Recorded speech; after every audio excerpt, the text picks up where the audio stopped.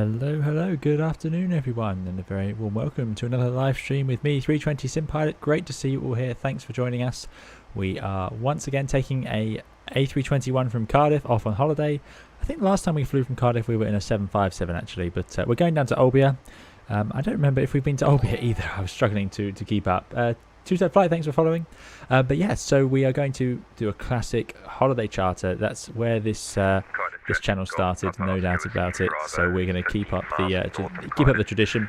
This livery, recently made by WiredWomble, could not resist taking it into the air as soon as possible. It's an Airworld livery. I once mentioned this on the channel before, actually. Very rare to see these days. It was a very small airline. It became Thomas Cook. It was actually the airline for Thomas Cook at the time, only for about 4 years back in the early 90s. And I have actually been on this airplane. It's 321. It's the first time I flew on an Airbus ever in my life, and I bought the model on board. Obviously, I was growing up at the time, and I remember specifically one feature about the Airbus that has always stood out since then, which was the wings were too small. And the cat's already joined us. Hello. It's an early start today for the first officer, so she's on time at least, which is good news. Yeah, so I remember we got the model and we were looking at the wings, me and my dad, and we were quite shocked because when you look top down at this, I think the livery doesn't help. I think because the orange line running along the top of the fuselage seems to make it look slightly chunkier. So yeah, it certainly didn't, compared to what we were used to, the 757, it looked like the wings were a little bit small for what they needed to do. Of course, I now fly it regularly and don't have any such concerns, but there we go. So thank you all for joining. It's great to have you here. We're once again on YouTube and Twitch as well, so you are welcome to watch either you prefer. The reason we're doing this is because my Twitch channel is the new thing, but it will eventually, Twitch will be running sort of bonus streams, different sort of simulators, maybe different games, after hours stuff. So think experiments and practice, things like that, just to keep a sort of community feel so that I don't end up sitting on my own when I'm preparing for streams and so on, as much as I previously have done. So it's very enjoyable for me to have a community to engage with. So yeah, I'm looking forward to testing out Sim Update 5, and we'll do that probably on Twitch at some point soon. Because again, could be full of loading screens, errors, things like that. Right, jumping into the chat. I can see both chats, so do not worry. Those of you on YouTube, the chat on the screen includes the chat from Twitch and vice versa. So if you're on Twitch, you can see the YouTube chat. Now, I know some of you don't like this. It's not always going to be like this. We won't always stream the full flights. The full flights like this, point to point, set up, briefed, everything like that. These will still be announced exactly the same, and they'll still be on YouTube. But the Twitch will have slightly different things on. But for now, we're running them on both platforms at the same time. So thanks for your follow to Free. And Jaron de Groot, thanks for subscribing. Right, so jumping into the chat, good to see you, Victor Tango, Paolo, Dan, WiredWomble, the creator of this livery. So thank you so much for joining in and for joining us today. Sorry, and thanks for putting it together because it does look absolutely brilliant. It's spot on to what the original was, and it's sorely been missing from the flight simulator land, no doubt about it. So yeah, piano learner, Kai, Becky, great to have you here. Ed Haslam, I hope you're doing very well. Guru, great to see you. Dougal, thanks for coming and moderating. Chick Point as well, if I didn't say hello. And Victor Tango, thanks for moderating as well. Matthew Presley, good to see you. Matthew says, can't really be a pilot unless you collect models as a child. That's a rule, right? When you get the large models of your type rating. Exactly, yeah, exactly. Fly24, good to see you. Thanks for joining us. It's been a little while. Multitasking, multi-screen, multi-stream, multi-engine, multi-21. Thanks so much for joining us, Fly24. And yeah, I hope you're doing very well. Let me just check that everything is working across the formats. So YouTube says you can do Microsoft Flight Simulator challenges for Twitch. Yeah, that's the sort of thing. Paddy, good to see you. Paddy created many of our fantastic liveries on the channel. Andy H1302, thanks for coming and moderating on YouTube. Hayden J. Robbins, good to see you. And I'm going to struggle here. You guys have been very active as ever. Piano Learner, I hope you're doing very well. If anyone's got any questions for me, please save them for when we're in flight. We have a fairly good 2 hour 20 flight time today, so plenty of time for me to chat and then miss the top of descent as per usual, no doubt about it. Right, Fly24 says K-Kev on stand, brilliant realism. Yeah, that's it. This is the Orbex Cardiff scenery. There's K-Kev, an old Flybe airplane, a real one that used to have a picture of Kevin Keegan on the side of it, but that has not been modelled here, sadly, but they did get a real registration. But yeah, there's a couple of people flying along. Another dash over there. Maybe we'll try and spot the registration of that one as we head out, and some old BA 747s that sadly no longer will be there. But yeah, just a few of us here. I think it's pretty quiet where we are.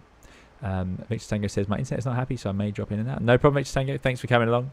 Noor says active community is the best. Absolutely. Cardiff, traffic. And Fly24, of course, made our excellent intro and outro music that you guys will enjoy so much.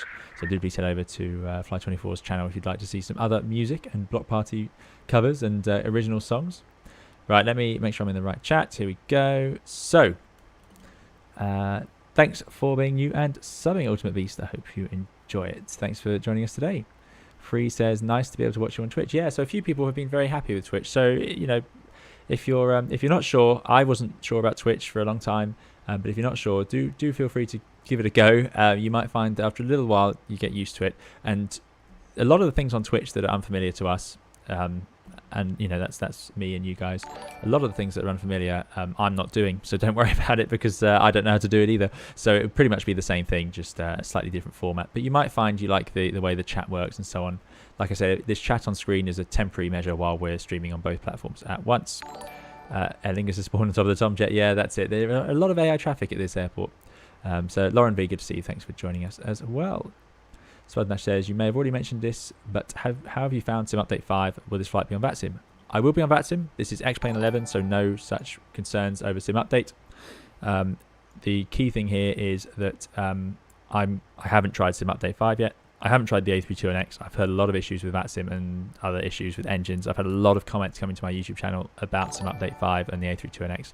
Now, I'm imagining the fly-by-wire team will have that sorted very swiftly, but I haven't tried it. So I'm going to try it with you guys. I'm particularly keen to try out those float planes and ski planes. That's what I'm really wanting to do. So I was thinking at some point over the next few days, we'll jump onto a server and start doing some bush flying in those, just to see how they are, see if they've improved the water as well. The best thing of Twitch is the emoji, says Checkpoint. There you go. Yeah, you can get some good emoji on it. Right, anyway, I've done enough gassing on the outside to chat about things. The livery is, I mean, this is an incredibly generic style airline, Airworld. I mean, what does that mean? You'd almost think this was created for the purpose of a generic airline in Flight Simulator. It could have been one of the default airlines in FSX, I feel like, Airworld. The logo is a sort of generic globe. It's just great, isn't it? It really could be from maybe a set of toys, you know, a kid set of toys, just no real branding, just sort of something like an airline. So I absolutely love it. Airworld is a name. It means nothing to Europe or holidays. It's not specific to the UK or anything like that. So absolutely great. This is one airline I actually can't remember, says Andy. There you go. Yeah, well, it's 6 aircraft is all they had for about 4 years. So we'll do a bit more browsing of the livery later on. But yeah, it's incredibly straightforward. Almost a Euro white livery as they're known. I do like the line above the windows though. Quite original, not really done much since or before, so it has its own striking message. It's just from a distance it's probably a little bit too plain, and it's interesting the way they cut it off there. I don't know, it's it's great, isn't it? Almost like a piece of stationery or something like that. But there we go. It's actually quite a modern design in that sense. If you look at Britannia around the same time, Britannia had lots and lots of thin stripes, and I saw a great video pointing out that you wouldn't get that these days because of the you wouldn't be able to use it on a website, things like that. It would look bad on high resolution or with pixels. So this is quite simple, quite 2D, so it would be quite good. Anyway, I am very much digressing now. Reminds me of USA 3000 we had in the States is damaged. Oh, there you go, interesting. Lauren V says, feel like World Airways, an American charter airline. They don't sell their own tickets, so no one really hears them unless they had a misfortune of flying one of the DC-10s. Text is only thing clear, background unwatchable. Okay, what is going on there? Let me check YouTube out. YouTube says excellent condition, so make sure you've upgraded your make sure you got the setting up to 1080p. It should work for you guys, and yeah, I do apologize if that is the case. Fly-by-wire is flyable if you change the lock option to legacy mode. There you go. I don't float plane group flights is on. Yeah, that's the sort of thing we could see coming soon. And what has Bora Bora said?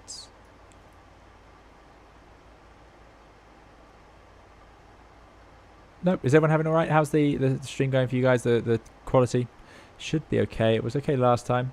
Panika, thank you for following, and Sai and Fatty Bear if I didn't say, and the Joe and Azure Gecko and Angel the Lino, and thank you. We did Joe. Perfect. Right, stream's looking great, says Guru. Perfect. Doz, good to see you. Thanks for joining us. Right. Okay. Time to get in the airplane. So, here we go then. Airplane's powered up.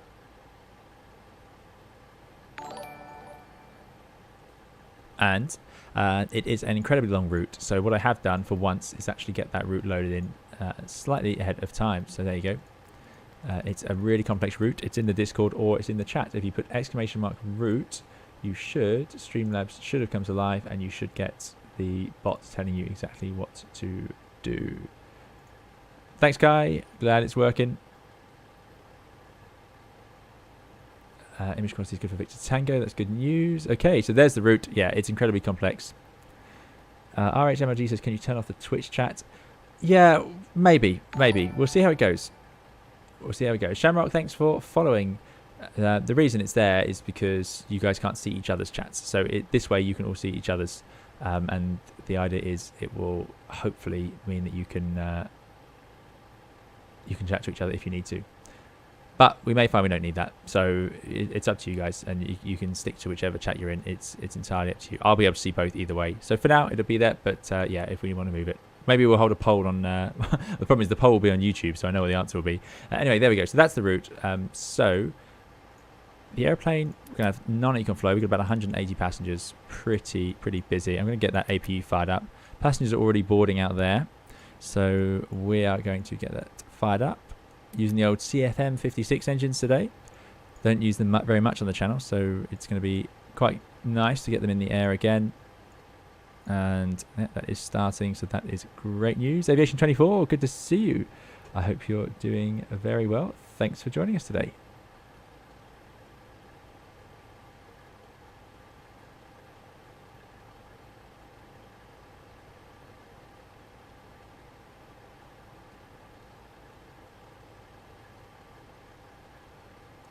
Stand by, just 1 second.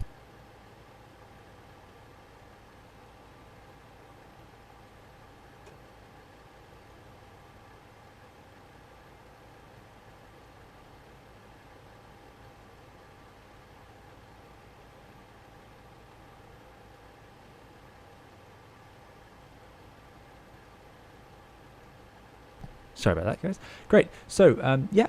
This is the ToLiss version 1.3. Something I wanted to show you guys, which I've totally missed in my update video, is it now has a functioning outflow valve at the back here. See that? That is the outflow valve. So that is going to be sitting open on the ground. So when you walk past this part of the airplane doing your walk around, what you get here is this is basically the exhaust from the cabin. So you've got any sort of air conditioning flow, such as the APU bleed on, which we'll have shortly. It all comes rushing out the back here. And then when you're in flight, this closes up to pressurize the airplane. So yeah, so that's what that does. And if we were to go up here, we got the doors open, so it won't affect anything. But if I push the ditching push button, we should see it close up. And there it goes. Look at that. And it seals. So the ditching push button is used in the event of landing in water, or actually we use it mostly for de-icing, to prevent de-icing fluid getting in. Not really a problem there, but the packs and so on further up don't really want de-icing fluid in their exchanges and whatnot. But there you go. So that is a nice addition, which I haven't talked about before. Must remember to do it, turn it off again. It's something we would only use it with the checklist, because it's a very important switch. If you press it without, in the wrong context, you could overpressurize the airplane and cause some very expensive damage, which would be a real problem. Not a fan of on-screen chat, but you've explained that. I understand the reason. Thanks, SKW. Yep. We'll see how it works. We'll see how it goes. Aviation Forever is going to be a little late, no problem. Right, so there we go. That is the outflow valve. Next, let's just finish up the MCDU. So, data, aircraft status. This seems to be the current cycle still. Init A, we're going to be the AWD 287. Alternate again. Alternate always seems to be Fiumicino, so once again we're going to Fiumicino if we need to. LIRF. This call sign is quite interesting, Envoy 287. Now I have a horrible feeling Envoy is actually a call sign in America now, so I don't know if... Isn't that what... there's a YouTuber who has great videos who possibly uses that. Okay, we're getting a lot of people not liking the on-screen chat, so I'll give it a bit longer, and if you guys are still whinging, not at all. If you guys still don't like it, I will take it off, because it makes no difference to me. And it doesn't seem like there's too much cross-chat between you guys. Very expensive damage potentially to people, says Lauren V. No, it's okay. Even if you overpressurize the airplane, there's safety panels basically that would blow out, and it would let it let it depressurize anyway. Envoy, yeah, Envoy is that regional. Yep. Checkpoint says great solution is to pop out the YouTube chat and watch it on Twitch. Then you can see all the chat. There you go. Yeah, chat is. I can make it smaller. Yeah, I need to readjust the pixel size to make it actually fit further away. But let's try that. Cross chat's not a thing. No, sadly not, guys. But like I say, this is a very temporary thing. Right. Anyway, so that is. Init A, flight plan we've done, massively complicated, but departing via Exmoor, and then on we go. Secondary is just a copy of that. Radnav, so let me bring up the...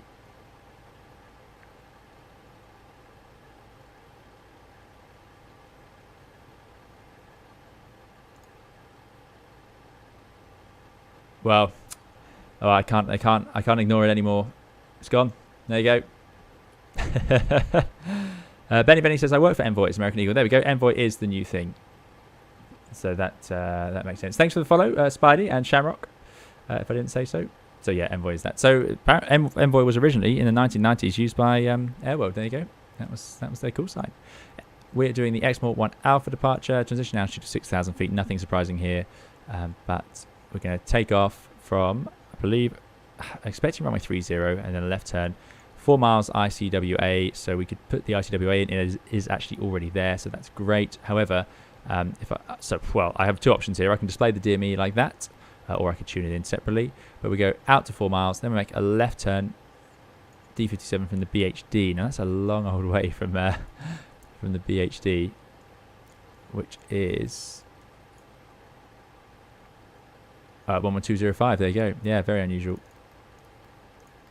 Let's put it into the VOR2 side, and then we'll track south towards Exmoor on the 188 from the Cardiff NDB.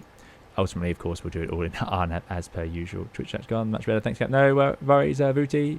And Kai says, yay, the chat's been wiped off. No worries at all. Gemma Gaming, good to see you. Aviation 24 says, what's the instrument below the standby instrument used for? This is basically an HSI. So when there's a DME or a VOR, it will display it there, and we can swap between them. These are often actually broken in modern aircraft. You don't usually see them these days. You just have this instrument up here. So yeah, that's what it is, but quite rare to have these days. Finally then, in it B, let's load up the aeroplane. Now I can use the whole screen again, so that is helpful because, of course, we are always filling the screen. We've got about 180 passengers with us today. I need a zero fuel to 67.9. We've got 67.7, so that's looking good. 11 point... Oh, let's check actually. 11.2 was required, but a few of us going. Interesting approach. I'm going to go 12.2. Cardiff, not the longest runway. I think we'll do a flap. Let's do a flap 3. We haven't done a flap 3 for a while, so there we go. Hi, Joe Vaughan. Thanks for joining us. I hope you're doing well, and yeah, thanks for watching later.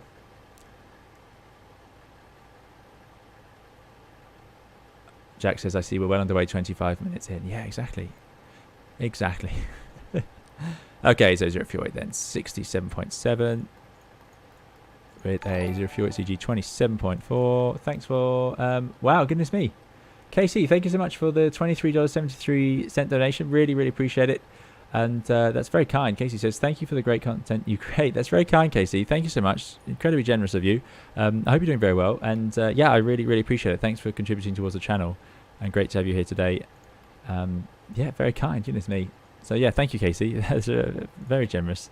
I'm glad you've been enjoying the content. Plenty more to come. Don't worry. There we go. So 12.2 tons of fuel goes in there. Flap 3. Takeoff weight 79.7. All looking reasonable. Finally, performance. Runway 30 with no shift. Flaps going to 3. Thank you for the follow to Kaz. And flex temperature of 38. High thrust takeoff this. That's barely flexing. You're pretty much at toga at that point. Packs can stay on, which is great news. And speeds of 132. I do have a video about the ToLiss update, which will explain, you know, a bit more about the packs. It's great to see ToLiss adding some of these features. Things like the packs is one of the most requested questions I've had on the channel over the last year, I think. So it's great that they've modeled it. They're still improving this product. So flaps 3, flex 38, 32, 32, 35, all looking good. And I'm going to put in, you don't have to do this in real airplane. I don't know if the ToLiss CEO still complains, but certainly the NEO does in the ToLiss, when the real aircraft I don't think does, but there we go. Right, 12.2. Check, we got 12.2 aboard. Okay, so that's the MCDU loaded up, ready to go. next step, let's just check there's any weather. No, no weather at all. So we're going to be avi-tabbing it.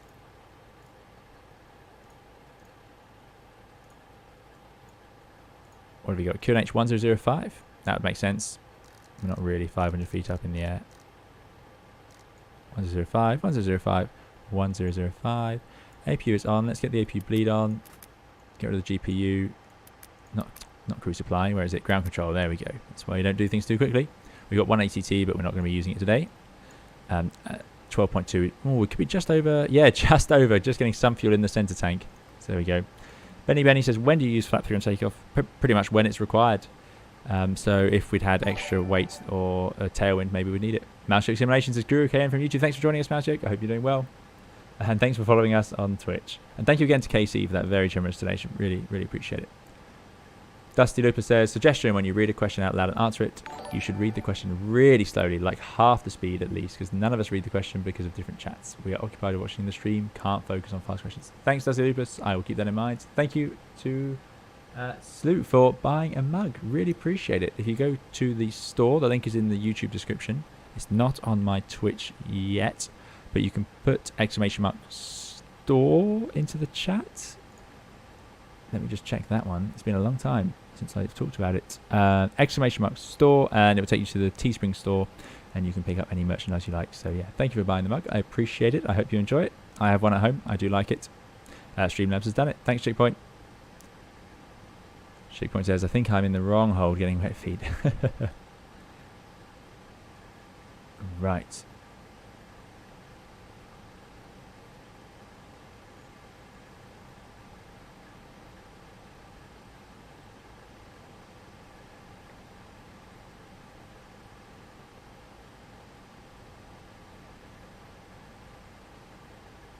Okay, Kai says, why config 3 for departure? Config 3 for departure, just because I felt like it. We could have got away with config 1.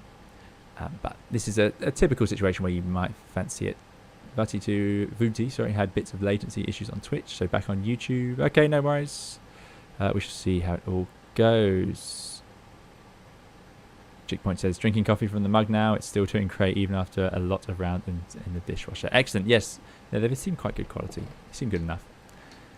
Okay then, right. Anyway, I've been talking and talking and talking. Let's check our navigation display and just have a sensibility check of this route. So the flight plan, 2 hours 21, 991 miles, 4.9 tons of fuel expected on arrival. And we expected about 2 hours 19, so that's pretty sensible. And a total distance of just over 1,020 nautical miles. So that's probably just the fact I haven't put an arrival in, so that would make sense. Need to get some wind loaded in. Thank you to XNice for your follow.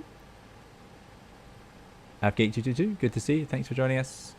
Swamp Flies says, how long have you been flying in real life? I've been flying in real life about commercially about 10, but obviously flying a little bit longer than that when you start your training. Right. I think we're ready to go. I'm just going to check. Yep, my brakes do work. We've had trouble with the ToLiss.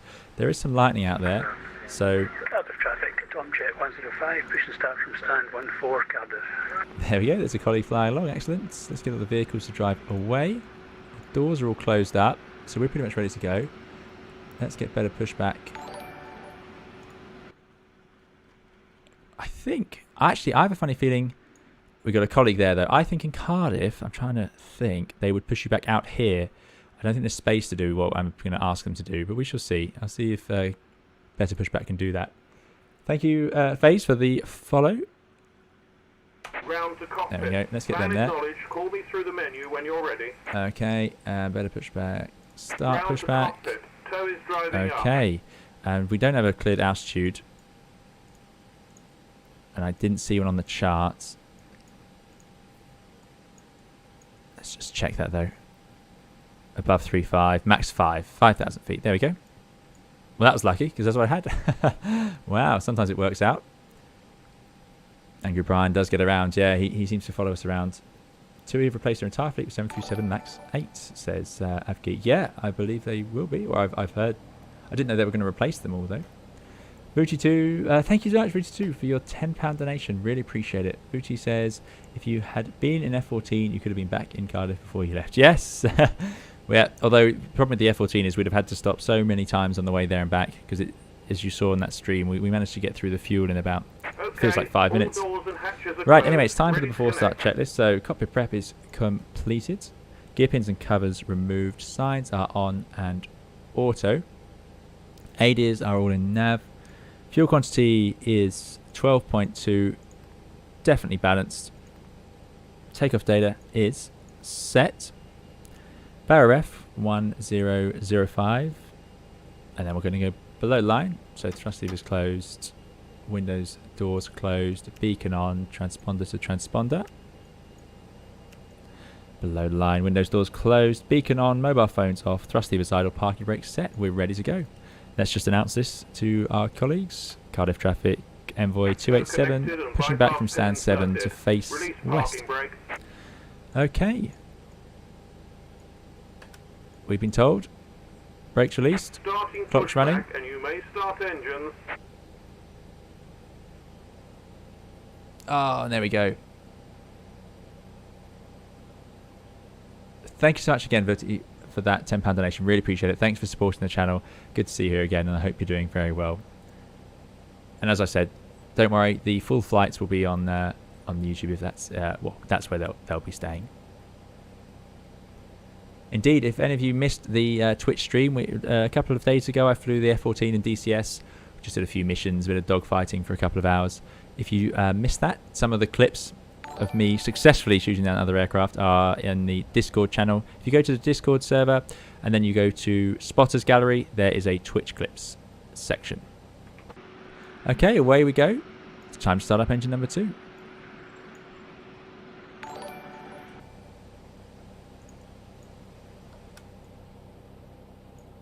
Now, back when this airplane was around, they would not be doing single engine taxi, I'm sure. It's a very, very recent sort of thing in aviation.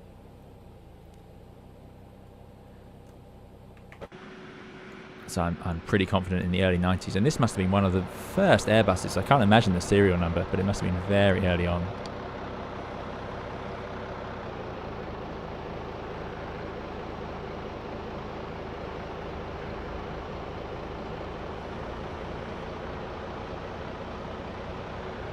Checkpoint says, I wonder if you are on comms with ground. Is it still possible for the tug driver to talk to you, or is it different in real life? So we talk to the tug driver not through the radio. You actually talk to the tug driver through a connection. They plug in with an interphone, so they actually can join in the interphone with you. Operation complete. Set parking brake. Set the brake. Disconnecting tow. Stand by. Now these engines start a lot quicker. So yeah, that's already up and running and available. Starting engine 1. My point being that, yes, so one pilot will talk to air traffic control normally, whilst the other pilot takes responsibility for communicating with the ground crew. Anyway, playing hello to you. Luke says, why are you playing X Flight Simulator, not Microsoft Flight Simulator? We're using X-Plane because the ToLiss is a very, very nice Airbus to use, and I'm waiting just for some stability on the latest sim update. Not a complaint, it's just natural that when there's a big update to Microsoft Flight Simulator, a few things need to be sorted out. If you'd like a mug, if you put ! store into the chat, it should show up. I see Checkpoint did. So sorry, Jeff, but the link is also in the description, I believe. Danny Rubel, thank you so much for your $3 donation. Really appreciate it, Danny. You've been supporting us a lot. Danny says, hey Captain, looking forward to the flight and approach. Should be fun.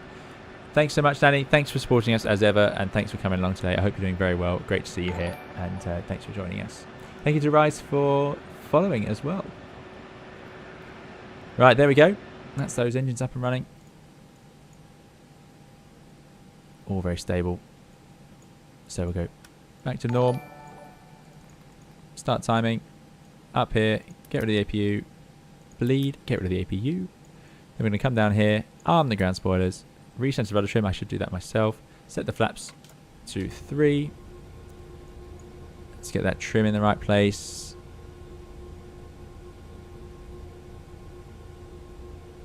Put it wrong there. That's interesting. They must have changed the software a bit. Anyway, it's down 0.1.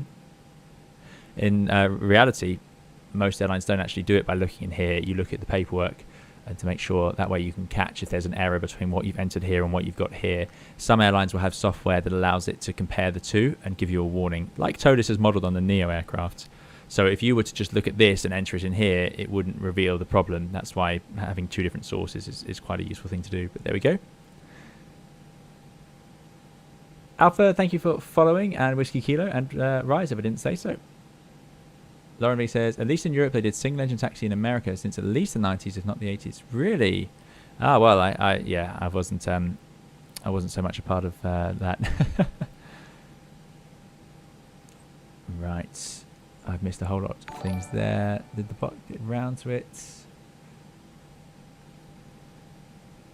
Alpha Key, good to see you. Thanks, Killdead, for hosting, which I think I've understood what that means now.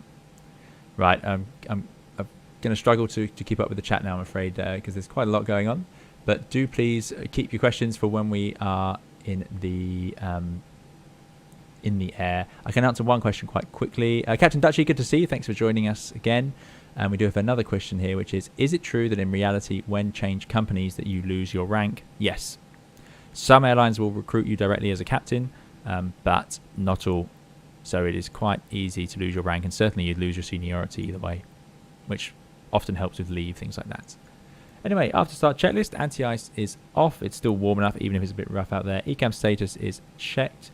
Pitch trim is down 0.1, and rudder trim is 0. That's the after start checklist complete. Let's call for taxi. And Cardiff ground envoy 287 taxiing to depart for a runway 30 behind the Easy in front. Yes, of course, I don't know why I was saying that. We weren't going to be able to go and see the flyby over there. Taxi lights on. Brakes released. Let's check those brakes work. They do. So that's our brake check. And let's see if I can get the seat comfortable here. Cardiff traffic, Tom Jet 105, taxiing to Holding Hotel for 1, runway 30. There's the Tomjet coming. Shamrock hasn't pushed yet. Tom's over there in the first choice livery. Excellent. Probably not too unrealistic. I've changed the resolution the way I run the simulator, and I've got to say it looks so much nicer on my screen now. I run it at 1440. Trooper, I do not use Infinite Flight. No, I used to, but when they moved to the subscription model, I gave up on that. That's not to say it's bad. I just haven't found myself using it enough to need that. Anime plane, an A320 can fly the 330, but they do need training. It's just less training than if you took, say, a 757 pilot and put them on it, or a 737 pilot. But they do need some training. Okay, you're on the straight, as it were, so time for some flight controls. So there's full left, full right, neutral, full down, full up, neutral, full right, full left. Neutral, not how you do it. I must reassign that disconnect button. This is VATSIM, not live traffic. This is VATSIM, so these are other pilots with us. Right, let's get that auto brake to max. The other pilot would have done their flight controls. Let's set that to TAR rate. Let's definitely turn the radar on today. It might show us something if there's anything dramatic enough. Let's make sure the weather side or the background part. Very easy in real life to forget to turn up. You can turn up the ND like that, and it looks like it's all fine, but the switch behind, which controls the brightness of either the terrain or the weather radar, you can sometimes forget it. So it's important that we don't do that. Right, we're going to follow the easy, and let's run our before takeoff checklist. Flight controls are checked, flight instruments checked, briefing is confirmed. Flap setting config 3 green there, and config 3 blue in here. FMA and takeoff data, we've got 132, 135, climb nav 152, stopping at 5,000 feet. Transponder is set, ECAM memo, and of course we've got to do the cabin. Takeoff no blue. That's all looking good. Next will be below the line. Thank you so much to Tombo and to Boxman for following. apparently we've got over 500 followers on Twitch, which is amazing. So thank you all so much for your support on Twitch. It's been great. And as I said, it's not taking over from YouTube at all. It's just going to be an additional sort of thing. So if you'd like to follow there, then that'll make a big help to our success or our ability to maintain a Twitch channel. Also, make sure you have notifications on Twitch, because I won't be providing much notice to those streams. They'll be a little bit more random. So you'll just get a notification on your phone, and if you happen to be free and fancy watching it, if you're just sat around bored, then that'll be the way to do it. Right, parking brake is set. Easy's gone. We've got Tom behind. Shamrock's pushed back. So this is good. We haven't had a group like this for a long time. Cardiff traffic, Envoy 287, lining up, taking off runway 30. Let's get those lights on then. We forgot those last time, so we'll have all the lights on. Thank you for those follows to Ormi and Serviettes and Cyanide Plays Games. It's great to have you all here. Thank you so much for following along. Right, so there's the lights on. Let's run below the line. Cabin is secured. Engine mode selector can be normal. TCAS TRA and packs are going to stay on for this one. We talked about the performance earlier. Side note is that the ToLiss, I don't know if I showed this last time, does now model the packs. I think I did, so I won't bore you guys with that again. Clear on the approach. Clear on the right as best we can see. We would certainly get the first officers to check. Engines have had their 5-minute warm-up time. Away we go. I do like the Orbex scenery in X-Plane. It is nice.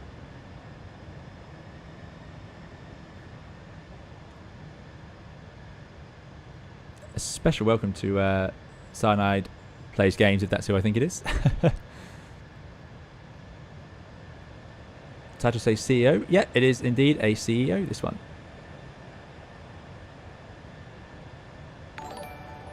Bit of oversteer in the 321. When you swap these airplanes around day to day, then it's a bit of a mission to remember how to line up in each one. Okay. Thank you to DGenius Gaming for subscribing. Right, we're ready to go. That's 5 minutes warm up, just past there. So we've completed our checklist. Let's get ourselves over to Olbia, if I can remember where we're going. There we go. We're going to do a flat 3 takeoff, flex takeoff, nothing unusual there. Got plenty of fuel, let's go. So 50% on the engines, holding it here. I'm going to start the timer. We'd normally get the other pilot to do that, of course. Half side stick down. Release those brakes. That's the ToLiss doing its trick on the brake release. And 2 clicks forward. Man flex 38, SRS runway. Order thrust is blue and armed. Airspeed is alive. Airbus is quite keen on this at the moment, but we should be checking all those airspeed indicators very carefully. 80 to 100 knots, releasing that side stitch in neutral. No rotate law. This is a CEO, so we're going to have to do the usual pull-through technique. V1 rotates, up we go. Hesitates around 10 degrees. Keep going up. Positive climb. Gear up. Those flight directors being a little bit slow there. The real ones would probably be sitting a bit higher than that. And there's nav mode. Gears coming up. Away we go.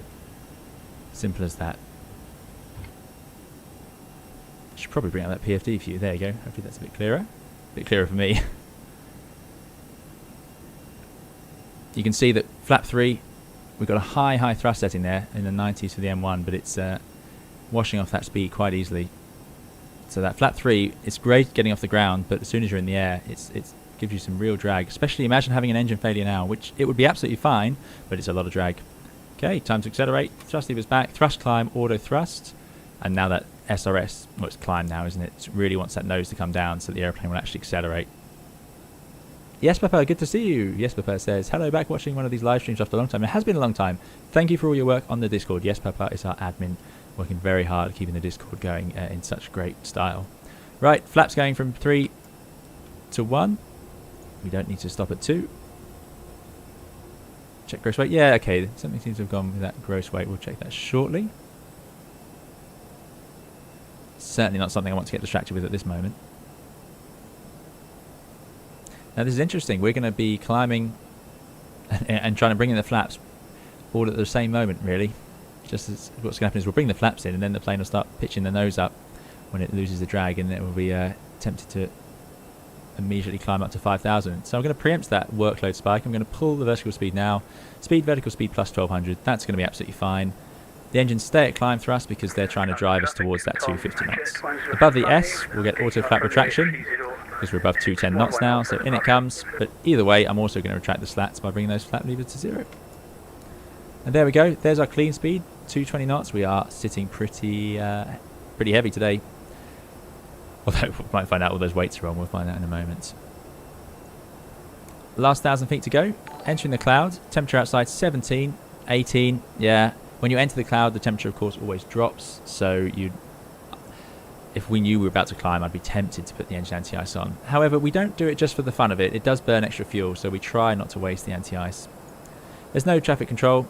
Let's get out of the clouds. We're going up to 35. Oops, excuse me. There we go. And we're doing managed climb, I think.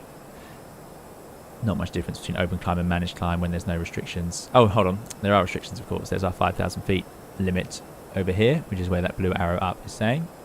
So let's imagine we don't have that restriction, as ever, on this channel. There's thrust climb at open climb. Let's pull it for standard, and then we get out blue. Standard set. Cross-checked. Now the flaps are at 0. We'll disarm those ground spoilers. Get rid of those lights. We don't need those anymore. And we'll run those after start. Takeoff checklist. Landing gear is up. Flaps retracted.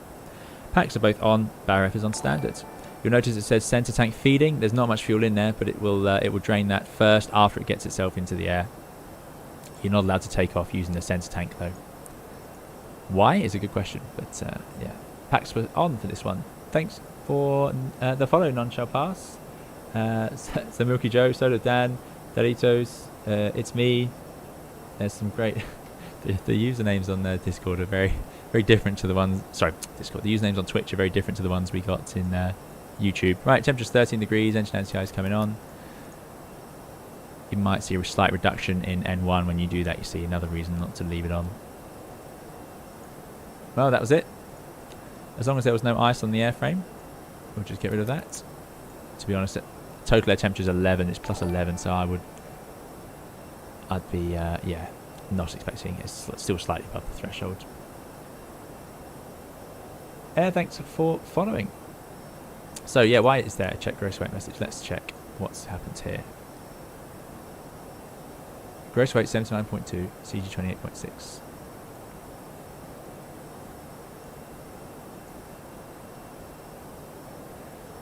I must have not applied the correct weight on here. Now that's interesting. Pretty sure we clicked it.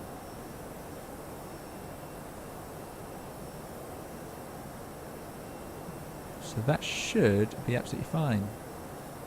That should clear that message. You guys will be able to tell me if we did or didn't. Pretty sure I clicked apply. But you'll notice it didn't matter until we got in the air. Because the airplane took all its speeds and performance calculations from the weight we told it we would be at takeoff. The problem it had was when it gets in the air, if it senses a big discrepancy between angle of attack sensors and so on from what it expects, then it can throw up a message. It's very clever stuff, really. Thank you for those follows. Stream is stuttering a bit, voice is fine, video stuttering a tad. Okay. Quick double check we have the right passengers, says Lauren V. Absolutely. Are they definitely on board?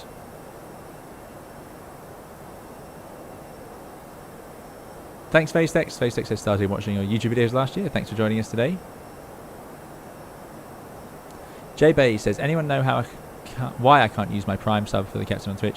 Is it 8-channel setting? Sorry, I'm reading the questions too fast. So you can't subscribe to me yet on Twitch because we're not affiliated yet. That's where the Twitch stream will need to grow a little bit before we can do that. Guru KN says, can't help but notice Twitch delay is way better than YouTube. Yes, I've noticed Twitch seems to run a little bit closer to real time.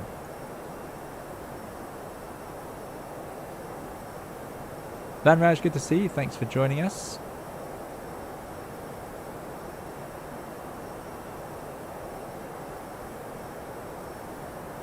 Blueberry King says, seems better now. Okay, good news.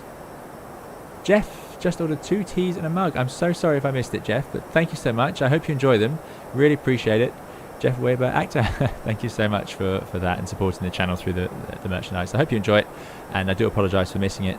You're obviously quite busy at takeoff, but thank you so much. Really appreciate it. Sadly, my mini feed doesn't show up merchandise very well, so I can't recreate it. As far as I'm aware, let me just check. I am hopeless at you know, the streaming side of things. Yeah, no, I can do, for some reason, donations, follows and subs, but merchandise, it does recognise it, but it doesn't let me recreate it.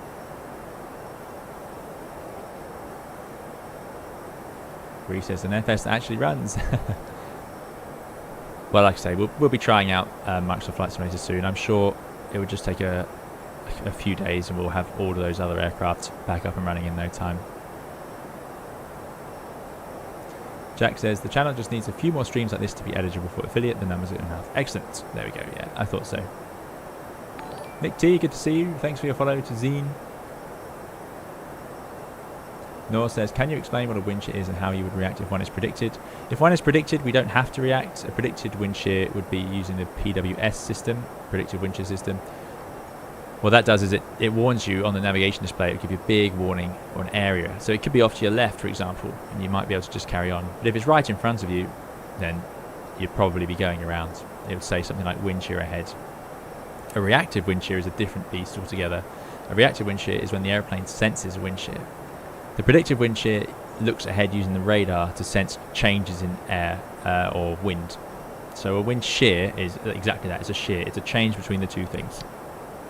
So it'll be a sudden thing, like a sudden change in 10 knots or direction of the air. You'd feel it as turbulence as a passenger. But we don't mind turbulence itself. More of a problem is a large shear near the ground. So if you had, for example, a 10 knot headwind that suddenly becomes a 10 knot tailwind, that's a lot of lift. That's 20 knots of lift that you're going to lose over the wings. So if you're back on a final approach and you lose 20 knots, it's a very, very unhappy place to be. So that's what the wind shear systems are there to react to. If you get that, then the airplane can actually sense it. If it sees a massive change in wind or a discrepancy in the angle of attack, things like that, it will call out wind shear, and it means that we have to apply the memory items. Very straightforward by design, especially in the Airbus because of its normal law protections. But essentially you need to go to full backstick and full thrust. You don't necessarily need to use full backstick. The winch is slightly different from a pull-up toga, which is a GPWS. That's when there's ground in front of you. The winch is slightly different, but you don't change the configuration of the airplane. You just get it climbing away at toga thrust, following the SRS or flight directives. You can even leave the autopilot in. The Airbus autopilot is capable of flying itself out of a wind shear.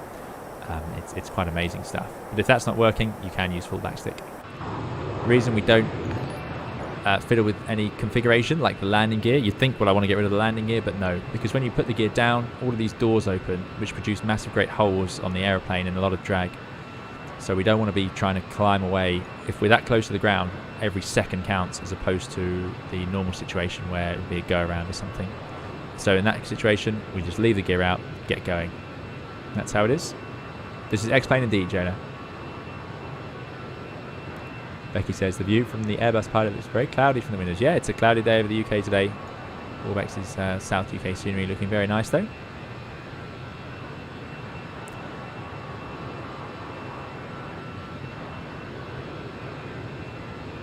Yannick says, are you playing the latest update on the A321 dev? My autopilot doesn't engage.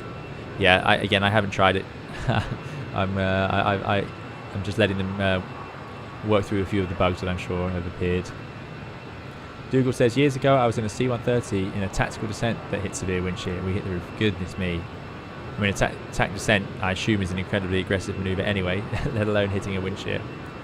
Wind shear is yeah, they can vary. There's some wind shears that as passengers you might not really notice, but the pilots will, because it will be through the instruments. We don't actually have to wait for the aeroplane to tell us it's a wind shear. Wind shear is something we can react to based on something we see unusual. Now, we wouldn't do a wind shear escape maneuver here. It's actually a near the ground sort of thing, because if we lost 20 knots of airspeed here or gained 20 knots of airspeed here, it's not going to be the end of the world. And that's just how it is. The problem with wind shear is when you're near the ground, obviously. Streaming fine now, says Ruti. Excellent news. Mike Lee says, may I ask, how is the emergency cancel button being used? Yeah, absolutely. So the emergency cancel button over here is, it's actually a little bit more red than that. It's quite bright red in real life. It is covered up though. It's designed to be there in case we have a fault or a spurious warning, a spurious caution. So if the aeroplane, for example, is going ding and it's telling you something, I don't know, fuel sensor overheat, fuel overheat, and we can, now the fuel temperatures aren't working here, but if we can tell that the fuel is fine through other reasons, like it's one sensor, or it's been playing up, or it's been going to amber crosses and then coming back to life, things like that. Now the Airbus, it's very, very rare. I don't think I've ever used the emergency cancel for a spurious caution like that. But anyway, that's what it's for. It's in case there's a constant dinging from a caution that isn't valid. Now, some people use it as well, and it would depend on the airline, I imagine, in case you have an MEL item. Let's say, for example, we were dispatching with Pack 1 in opt, which we can absolutely do. There'd be a few other things we have to do. But if you sit there long enough, we'll see what happens. Cyanide plays games. Thank you so much. Cyanide says you have phenomenal narration going on, man. Loving the stream. Thanks, Cyanide. Glad you enjoyed it. Thanks for joining us today. A few of you may well know Cyanide or know his current project.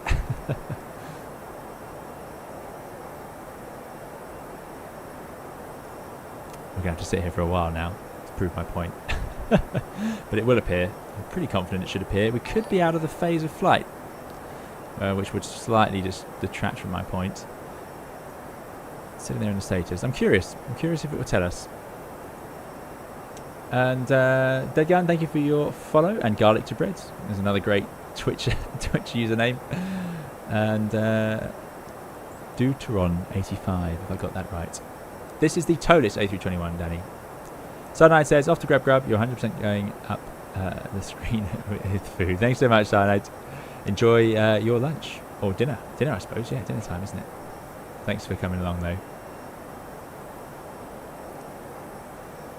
Right, I don't think it's going to do it. So there's a reason for that. Certain cautions only activate at certain phases. We'll give it a bit of time, but what it would do is after takeoff, and I've shown this in the video where I talk about this latest bleed air update, after takeoff it would have gone ding as you exited the takeoff phase. There's a moment where it will give you the master caution. So let's say you're flying this airplane around all day and you've turned off Pack 1 and you get that ding every time you take off. And sometimes it'll happen after engine start as well. So there's a few different ways it can be done. So some people, some airlines, some procedures allow you to use the emergency cancel to cancel that warning, i.e. I know it's turned off, I've turned it off as part of the minimum equipment list, it's all checked, we're following the operational procedures, absolutely fine. So I don't want it distracting me all day while I'm talking to air traffic control, while I'm flying the airplane by constantly dinging. So that would be a reason to do it. It's telling the airplane, I definitely know it's happened. Now, I don't actually, I'm not a huge fan of that idea. I can totally see why people do it. I would say this is for cancelling spurious cautions. The pack is off, or the bleed. Maybe the bleed will wake it up. I'm curious now. But either way, I think that if the system's turned off, then I want the caution. It's a good reminder, forces us to make sure that we're keeping an eye on the systems, and it's not spurious. That system is broken, so the airplane is right to complain about it. That's the way I see it. So, but if we had something else, a constant dinging that we know is definitely false, then that's what it's for. That was an incredibly long answer to that. You'll notice that Pack 1 fault because the bleed is off, so same issue. But it looks like it's just going to sit on the status page. There you go. One pack only if wing anti-ice on, engine 1 bleed, Pack 1 and not. So let's turn those back on. Let's get rid of the status.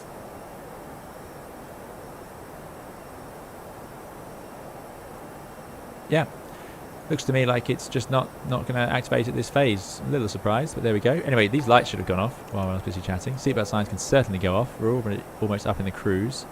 Maximum level today, optimum 326. We're going a bit high. And maximum 363. So let's go up.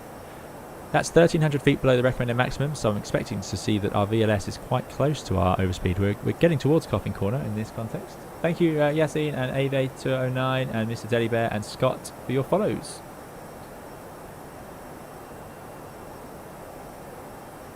Guru says, gotta say 320, you are genuinely do a phenomenal job at managing both streams at the same time. Thanks, Guru. Yeah, I'm glad to hear it. I'm glad it's not too much of a mess for you guys. Deadgun says, I was 12 years old when I made this username. I'm 29 now. Goodness me, I didn't know Twitch was that old, yeah. But I know the feeling.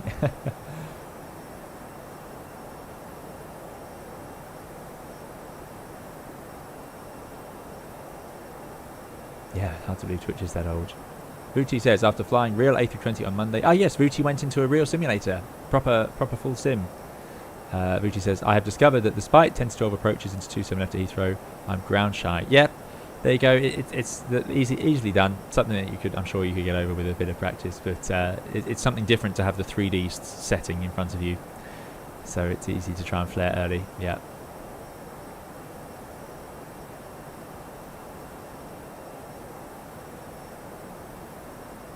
Costanex Aviation Forever today is set to... Sorry, I am going to slow down, I do promise. So, Aviation Forever asks, what is your Costanex? We are at Costanex 60. Vuti says, don't have the same problem in X-Plane. There you go. There's a bit of a ground rush effect when you land an airliner. And I still remember it from the very first time I landed an airliner.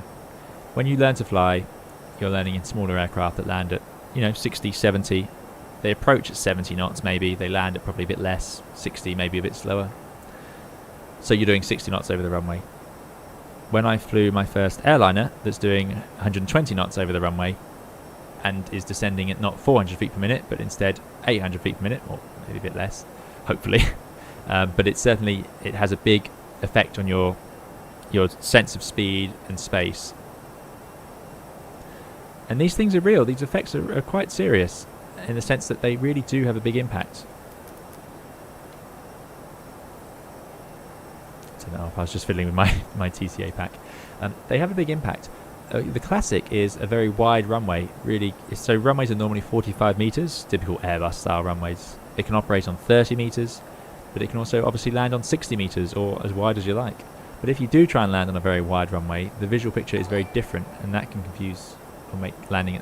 That's a great excuse. It's as we say, it's the perfect excuse for a landing, the wide runway. It's an instant win.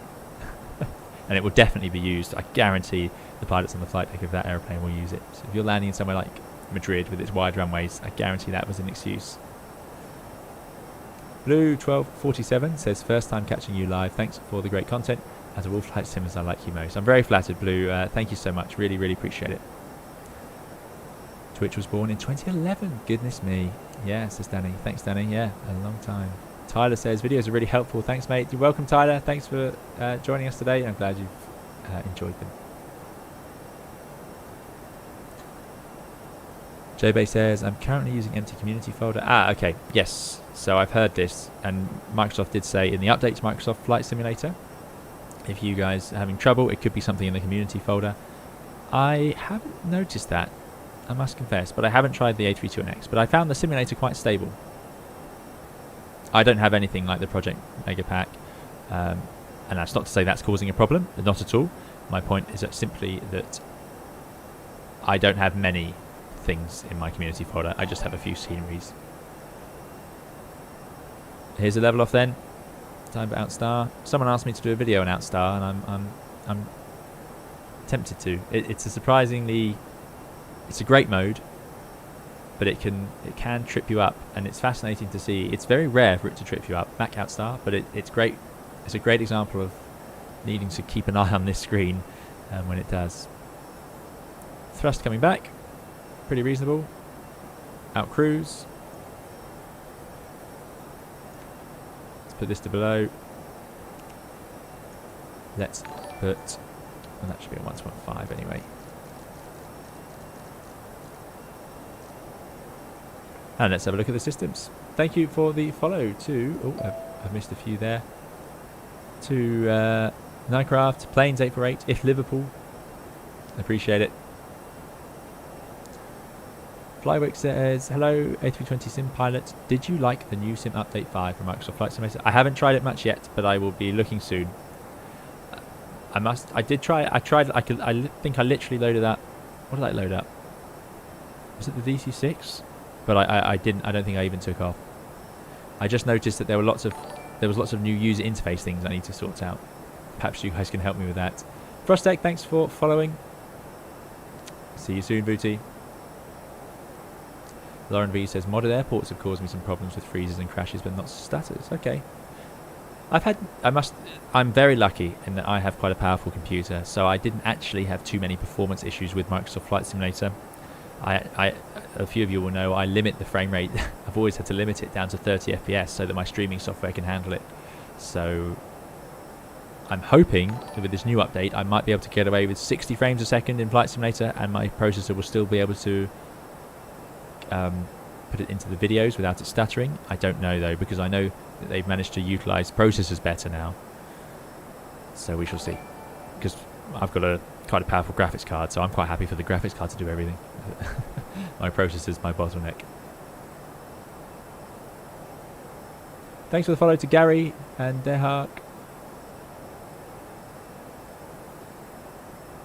J-Bay says, I will say that after the hotfix, the performance was so nice for me. Short flight, but it works like that on longer ones. I'll be happy, even with loads of other players. That's great news.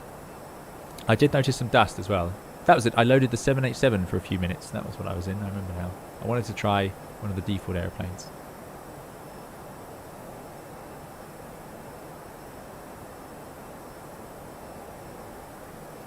David says, I used to practice landing at the space shuttle landing strip. That's wide. Yes. See, that's a great excuse. It's just too wide. Even though those space shuttle pilots always seem to grease it on incredibly well. Although they did do hundreds and hundreds and hundreds, if not thousands, of practice approaches, didn't they, in that Gulfstream? So, cockpit interaction to legacy. Great. Thank you so much. So, there you go. If any of you are struggling along in Microsoft Flight Simulator because you don't like the new user interface where it has cockpit, it shows you what each switch does, which is great for beginners. You can see why they've added it, especially with the Xbox release, but it's not something that I wanted, especially on stream. So if you change it to legacy, it should go away, which is great news. Thank you so much to Thakros. Thanks, Squishy, for the follow.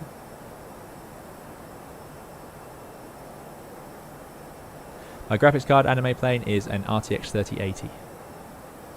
Dougal saw 77 FPS today on Microsoft Flight Simulator, so although not yet stable, they have made some big improvements. That's great news. Real Deal 888, thanks for following.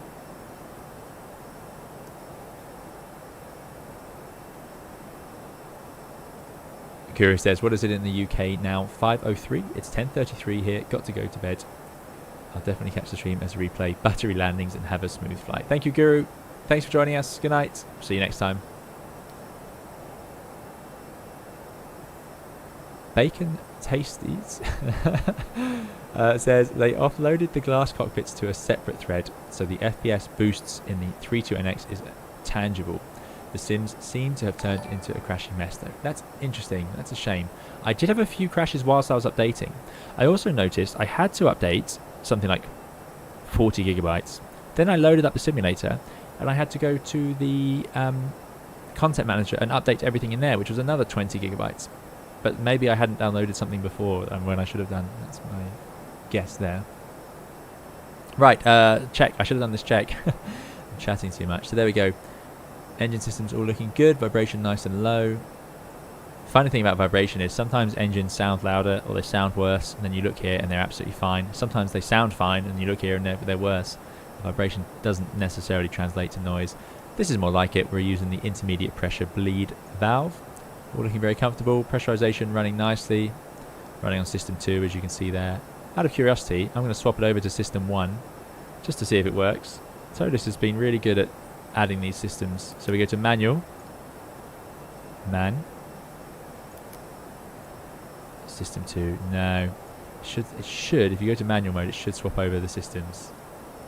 Unless I didn't do it for long enough, but I'm pretty sure you don't need to. Status message. Telling me something's wrong because I've turned it off. No, there we go. Not doing it. Electrical page. All looking good. Hydraulic page. All fine. I've talked about these levels and it came up in the Phoenix Simulations video on their last update. very exciting to see, I was very excited to see the green level going up and down like it does in the real aircraft, which is great. It does drop quite significantly, so it's nice because they don't sit level like this all flight. And also fuel temperatures talked about. Interestingly, the Phoenix sim obviously showed the Amir showed the outer tanks, which you have in the 320, but we don't have them in the 321. So that warm fuel that's being used in the heat exchanger that comes back into the tanks, it just trickles into the main tanks. So they'll keep a slightly higher average temperature because it's keeping the main tanks warmer. But ultimately, over the whole flight, I don't think it makes a difference. But yeah, I talk about that in my last Phoenix update video for the Phoenix simulations that A320 coming to Microsoft Flight Simulator. APU is off, conditioning all looking good. Yep, great. Fantastic. Right. Time to enjoy a break. Still no tray table. Checkpoint says, soon I will start working on scenery again. Hope it fixes the hang-ups and moments. Prayers. Fingers crossed. Thank No says, really enjoying the flight while I have a go at it on the toilet. Thanks. You're welcome. JBay says, my Ryzen 2600 and RX 580 does a stable 30 to 35 FPS on the ground at Heathrow now. Even climbing through clouds, stable 40 plus on high preset 1080p, was getting 25 FPS at best on the ground before. That's great news, isn't it? It's great because it needs to be accessible, and it looks fantastic, so it has every right to be a resource hog. It wouldn't surprise me if it needs an excellent computer, but I actually think it's quite well optimized in some ways, but the stability is obviously what we want. Real Deal says, are you going to fly the fly-by-wire A320 on Microsoft Flight Simulator 2 on this stream? Not on this stream, no, Real Deal. I'll probably be doing that very soon, but not on this stream today. Togo Control, thank you for following, and Flight 670. It's midnight for Anime Plane, so thank you for joining us so late in the day.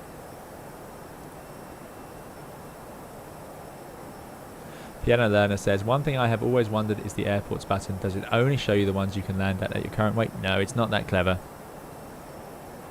It just shows you airports with reasonable size. It doesn't show you little airstrips, of course, but it doesn't have any calculation in it. I don't know if the 350 or 380 do. Obviously, they are slightly more restricted on where they can land. But no, this one isn't that clever. You can't look at this and say, right, I can definitely fit in one of these. You have to actually know. Again, going back to the Phoenix update where we talked about the closest airports feature. There it should be. There it is. So this is great, but there's no point saying, oh, well, this one's closest. I'm in an emergency. I'm going here. Because you could get there, find that it's not well equipped, doesn't have an RNS or doesn't have a VOR, and it's only RNP, and your GPS is broken or something, and you might find actually you don't want to be there. So, but it's good in terms of sheer distance. It's especially useful for sort of oceanic stuff. Say you're heading over to Keflavik or down to the Canary Islands. It gives you a good idea of where the airports around you are. So yeah, it does have good uses. Chickpoint says you should save the sound of your streams and upload them to Spotify as a podcast. Yeah, yeah. The podcast idea does cross my mind every now and then. But I tend to think if I'm going to do a podcast, I may as well do the stream.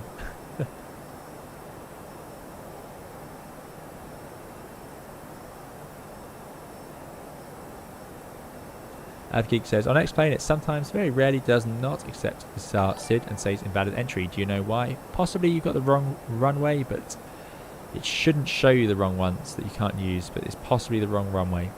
Steve Dog, thank you for your follow. Vanraj says, I was able to set up and enter graphics preset and get about the same frame rate in Microsoft Flight Simulator. Excellent. There's a hot fix for Microsoft Flight Simulator today. Good news, thank you.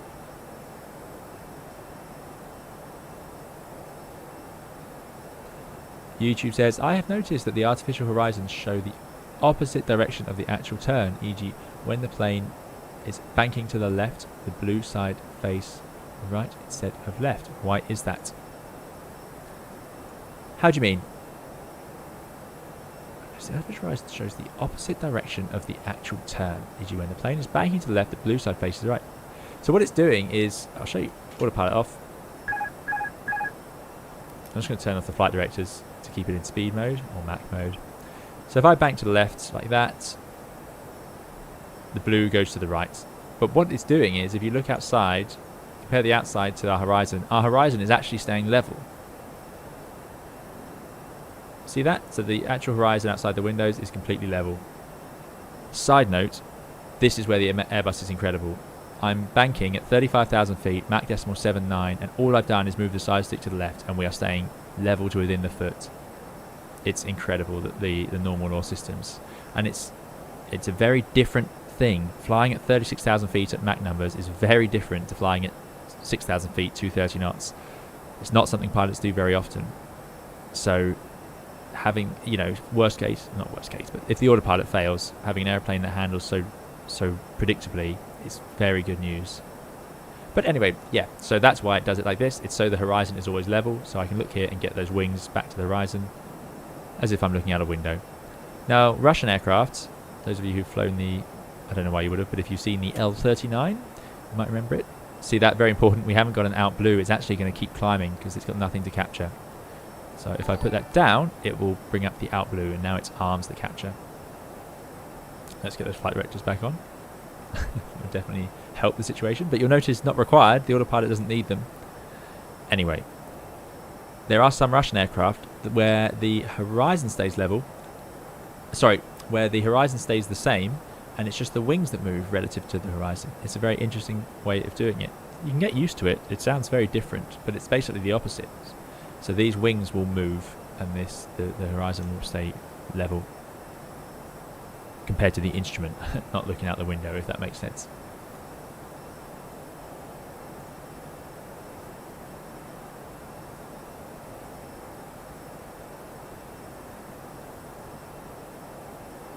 Do apologise. I'm so far behind on the chat that I'm actually getting the chat's getting deleted in front of me. Simon Forrester says T got in the way but took off from EGGD and cutting a few corners to catch up with you as best I can. Easy 44. Excellent, Simon. We'll see you soon. We've got a very long and convoluted route. Crucially, we need to go back into nav mode. Oh, we'll never get there.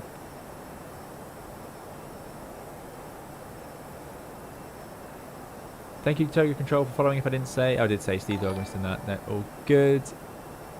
Latvian Programmer says, hi there, finally caught you live from almost beginning and heard that you are still waiting on your Twitch affiliate. And I just want to say that if I remember correctly, you can't simultaneously stream to multiple platforms if you are affiliate partner on Twitch. Thanks, Latvian Programmer. You're absolutely right. I have heard that. So thank you for letting us know. Yeah, we won't be streaming simultaneously eventually. This is just a starter thing. Twitch will be for the sort of the different sort of content, but the flights will still be on YouTube. Sharp, thank you so much for your $4.45 donation. Really appreciate it, Sharp. That's very kind. Thanks for supporting us yet again. Sharp says, sorry, we'll have to watch this one on replay. Busy day. If time is available, would the good captain provide a quick walkthrough of the weather radar and TCAS panels, plus correct setup and implementation, please? Many thanks and happy flying, everyone. Thanks so much, Sharp. Thanks for your help as ever. I still need to get back to you on Discord, but I really appreciate it. And thank you so much for your donation. Thanks for supporting the channel. I hope you're doing very well. And yeah, great to see you here. And we'll see you in the replay. Weather radar is hard to talk about because it's just not modeled, but I can show you how I have it set up. And same with the TCAS panel. I am incredibly late. I might have to skip some chat. Nor says a podcast would be great. Thanks, Nor. Okay, I'll consider it. Good. Talk amongst yourselves. Do. So we're talking about Air France 447, Blueberry King. Yeah, so that is a very complex one. With a lot of contributing factors, but it wasn't in normal law, crucially. So yeah, but I know what you're saying, and yeah, it is an interesting one. Definitely. Kai says, on the title, you need to put X-Plane 11 so people know it will save you a headache. Thanks, Kai. So, that's interesting. I thought I had. Where have I gone wrong? Where did I not put that? Is that in Twitch? I thought I listed it. It's definitely listed as X-Plane 11, but it's not in the title. I see. It should be in the title on YouTube. Oh, no, it just says ToLiss. I see. Goodness me. I've got so many places to put these things now. That's why I'm getting so behind. That's my excuse. And yet we were on heading. Thanks for that. Twitch Ultimate Wing is just put 320 SimPilot into Twitch. Maybe I'll put it into the chat as a pin message again. Phil Norbeck, thank you so much for your $10. Really appreciate it, Phil. Phil says, on vacation, so can't watch now. Just wanted to drop in and show support. I can also finally say I have a 3080 thanks to the new X Shuffle. It should make the IndyBuilds A310 less taxing on frames. That's great news, Phil. Thanks so much for your $10 donation. Thanks for supporting the channel as always. And great to hear you got a 3080. It seems like the graphics card drought has slowed for the time being. That's what it seems like to me anyway. Some of you may have other thoughts on that though. I don't know. So I apologise if you're still struggling, and because I know it's still difficult and they're still very highly priced. But fingers crossed that gets a bit easier for those of you who'd like it. Yeah, Kai, exactly. Plenty of excuses. Piano Learner says, one thing that puzzles me is that modern airliners don't seem to check for fuel leaks, such as takeoff fuel minus fuel used equals. Yeah, it's a good point. They don't. The thing is, this was built in the 80s, so designed slightly before that. I mean, that's possibly why. But you're right. I imagine more modern aircraft may. Our first clue of a fuel leak would, well, hopefully it'll be our own check. Not sure why it's saying that. We are past that stage. There we go. Yeah, so it should be us checking it to pick it up. Alternatively, the airplane could say imbalance. If we got an imbalance caution, that would be a good sign that there's a problem. Speaking of which, the ToLiss does have a habit of giving us failures. So we went with 12.2. If I do 9.2 plus 3, 9, 10, 11, 12.2. So no fuel leak. By the way, here's that DME functioning quite nicely. So that is tuned. We should have cleared that in the rad nav. We did, didn't we? We didn't use it. So there we go. That's the one that we can clear. There we go. Not using that. So now you can see the DME showing up there. But it's a pretty redundant instrument at this point, to be honest.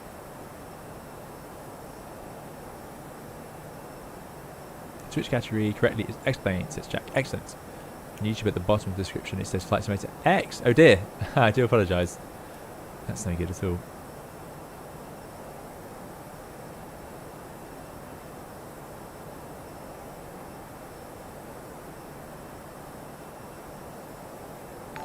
Okay, a few people asking about the Twitch, so no problem at all. Let me pin that.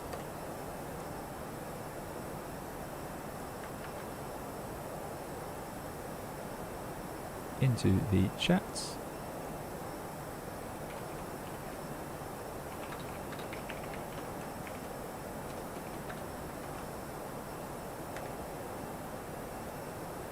There we go. Okay, so Twitch should appear at the top there. Maybe I need to make it a command.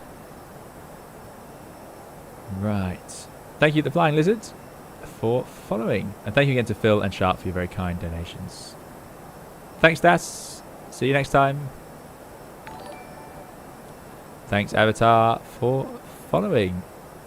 And GG boy lol. Temper says RTX graphics cards are rare to find out. Yeah, there you go. But they should. I saw a graph showing them dropping.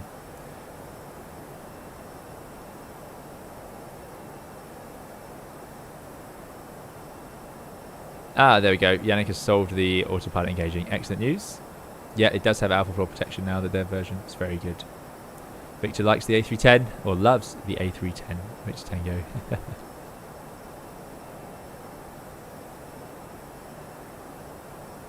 Yeah, it seems to be a change in the crypto mining boom has caused the GPUs to become slightly more accessible, which is great news. Let's get some outside shots. We haven't enjoyed this. WiredWomble, member in our Discord, created this one. Link is in the description of the YouTube video. Whilst you enjoy this, I'm going to enjoy a Malteser celebration, just to make a few of you jealous.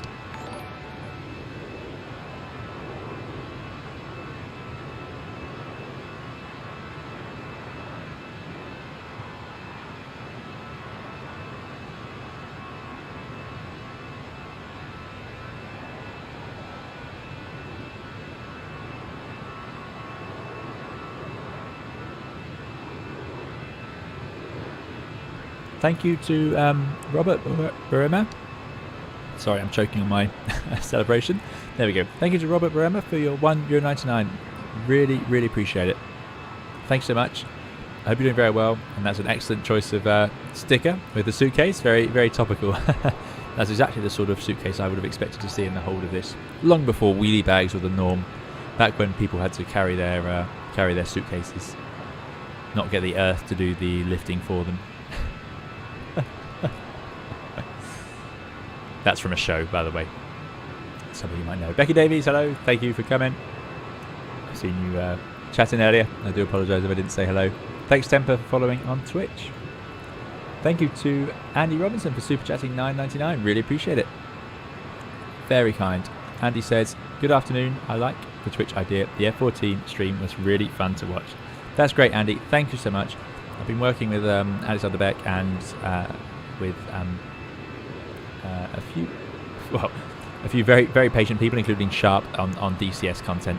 Or I say content, don't get excited, but just making sure I have a few missions and things like that, and I'm going to try and learn a few aeroplanes. So hopefully we'll get some more DCS, as well as some other sims. You know, we can try out a few things. Someone mentioned Spin Tires Snow Runner, sort of a off-roading driving simulator. We'll see. We'll see what you guys fancy and how it goes. But for now, we're just setting it up, a bit of a build, which is what we're doing now. But thank you so much. Really appreciate it, Andy. I'm glad you've been enjoying it, and I'm glad you liked the F14 stream. Thank you for your very kind donation and for supporting the channel. Felipe says, hi, thank you very much for all the great tutorial present in your channel. Really useful and deep in the subject. Again, thanks very much. You're so welcome, Felipe. I'm really, really glad you liked them.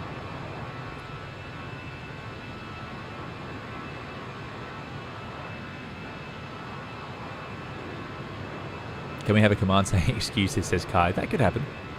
Jack just got shipping confirmation of his 3080 Ti. Brilliant news.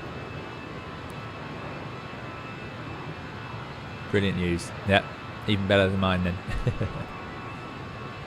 Piano Learner says, have you been practicing the Canarsie departure at JFK for Speedbird 002 route?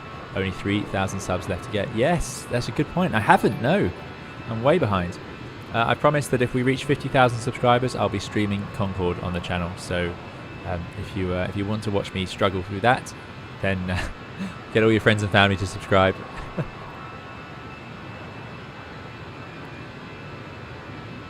Kai is having homemade pizza. So yeah, okay. But Dougal appreciates the celebration because the pizza does sort of slightly outrank a Malteser celebration. Dave Geimer says, my rule, if it's got wheels, it's not hand luggage. No, that's very true. Jack is just got 2070. Very good. Lauren V says, might be cool in DCS to have a small squadron mission. A couple go and bust some tanks, and the others cover them from fighters. Yeah, that's something I'd like to try. What I really want to do on DCS is get into some dogfights with some of you guys. Dougal, thanks for coming and moderating. We'll see you next time. Thanks so much for popping in, and have a good evening. Yeah, I would love to have a bit of a DCS multiplayer server where we can fly, or maybe just fly in formation, practice some formation flying, a bit of air-to-air refueling, whatever we want to do. This is a great livery. Very, very impressed with how this one came out. Does not work with the NEO, for those of you wondering. But I think that's right. Although I might try my hand. I might dabble as a NEO conversion for the engines. We've been doing it since the start of this channel, taking old holiday liveries and putting them into the NEO. WiredWomble says, it was hard to get the logo for the tail and engines. There is so little out there on the web. I had to hand draw it, so it is not exact. The Airworld on the side was the only detail I could find. Thanks to Jet Photos for the details. That's where everything goes. Wow, I'm not surprised, WiredWomble. I found next to no information about Airworld when I was researching. And by researching, I mean going to the Wikipedia page. But I was surprised how little info there was, so you've done very well. It's before the era of digital cameras, perhaps before the era of people uploading things, and it wasn't a very common airline, I suppose. But you've done a fantastic job. I think it looks spot on compared to the model I've got. Maybe I'll put a picture of the model in the Discord.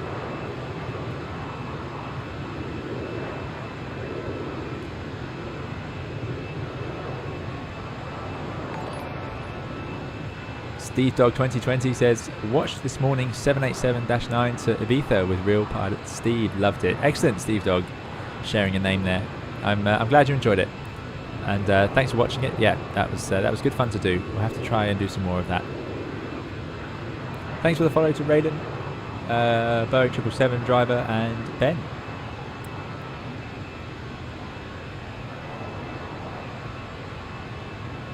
Lauren V says, given the Su-25, a tank buster is a free plane for DCS, it could be pretty accessible community event. It's accessible in one sense, Lauren, but the Su-25 I found incredibly hard to fly, dare I say. I didn't know how to turn it on or anything like that. That's the only thing with DCS. It just have to spend your first 10 hours are going to be spent on the ramp trying to follow one of the inbuilt tutorials. Now, the tutorials are very good for some of the airplanes, but yeah. It's not.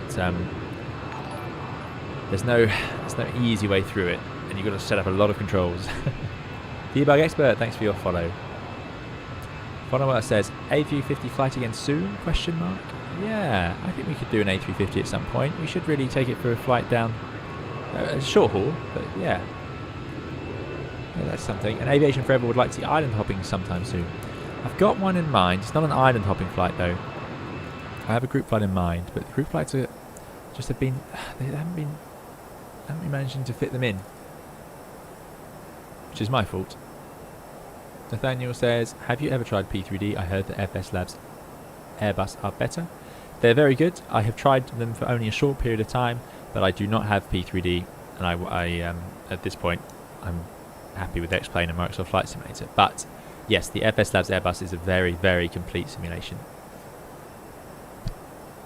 Joseph, I have not yet properly tried Microsoft Flight Simulator, I'm afraid, so I can't comment just yet. Bold Sinks, thanks for subscribing. I hope you enjoyed the channel.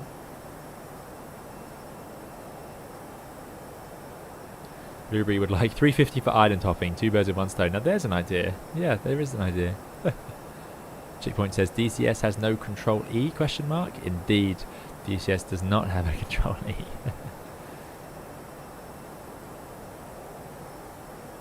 Hello, Debug Expert. Thanks for joining us.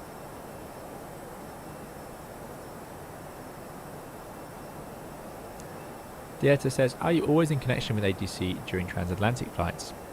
I'm not a very common transatlantic crosser with my short-haul Airbus, but no, you won't always have them over voice, but you'll be able to contact them in other ways, as far as my understanding.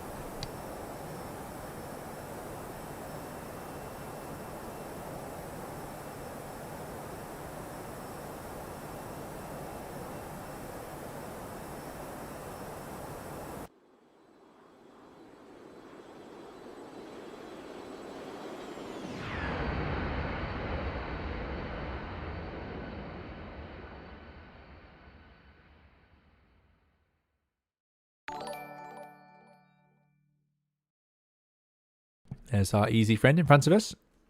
Not getting away too quickly from us. How much time have we got to go? Let's see if we want to up the cost next. So we're due to get in at... Oh, wow. That's pretty late.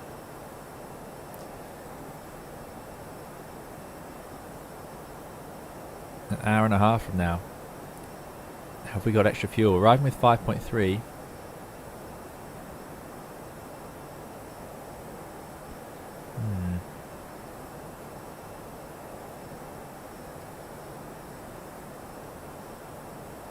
We are doing Mach 0.79 basically. Not really a lot we can do, just how it is. It's a bit of a long track.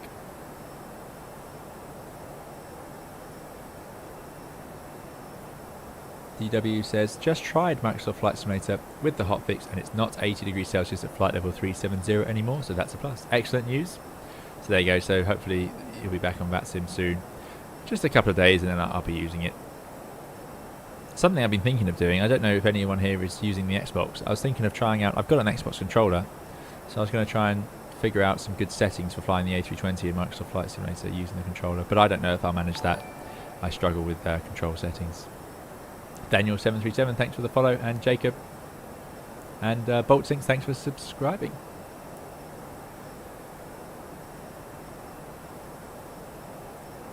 JBay says, the extra performance on Microsoft Flight Simulator, even though it needs stability work, has me even more excited for the PMDG 737 and 777. At least I have hope it'll run decently. Oh yes, that's something I've noticed. In Flight Simulator X, add-on aircraft could easily be incredibly resource intensive. I've found that in Microsoft Flight Simulator now, the DC-6, the CRJ, even the A321X. Yeah, the A321X has some dips in performance compared to default aircraft, but that's only because it's a freeware, constantly in motion project. You know, you're effectively seeing it in development. So it's hard not to believe that if that was in Flight Simulator X, it wouldn't have run at all. Because I remember you could, a fully finished and published payware aircraft in Flight Simulator X could halve your frame rates. It certainly could on my computer at the time, but I had a very weak computer. So I wonder if that's... Well, it just seems to me the Microsoft Flight Simulator doesn't suffer quite as much. So I'm optimistic about the 777 and the 73. Given what the A321X can achieve, and that's, like I say, very much in development. And we've seen some positive news from Amir at Phoenix. Hello. Yeah, the first officer's back and complaining. Yeah, that Phoenix have, before any of these updates and before optimization, were just 1 FPS or 2 FPS behind, or 1% behind the default A320. So it seems like there's a better system for payware aircraft, which is great news, and pretty much sums up where Microsoft Flight Simulator is heading. It seems to me that the developers are all becoming very happy with it, from what I can tell. In my opinion, I should say. My own personal opinion only. Bolt Sinks says, I got a HOTAS throttle and I can't reverse thrust with it. Do you have any other solution? No. There's one airplane which is fine for that, which is the PMDG DC-6. You don't need a reverse detent. But I don't think I have a better way. I don't think I used to have a way of doing it before. I think I used to have... What I used to have was toggle reverse, a button on my joystick, so that I could toggle reverse after landing, and then it would engage. I think that's how I used to do it. Lust says, can you, with your type rating of one short-haul bus, fly all short-haul buses except for the A220, of course? Yes, exactly. A3 18, 19, 20 and 21 are all the same type rating, and the NEO versions. But the 220 is a completely different thing. Yeah, different airplane.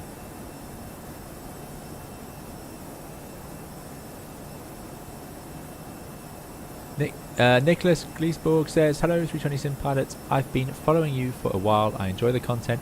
I will never be able to fly myself due to very poor eyesight, so following people like you can help a little. That's sorry to hear that, Nicholas, but thanks for joining us. I'm glad you've been enjoying the videos, and yeah, I hope you get to enjoy a bit of aviation through this. Absolutely, that's great, and that's the magic of Flight Simulator, isn't it? We all get to enjoy it. So thanks for coming, Nicholas, and thanks for sharing that.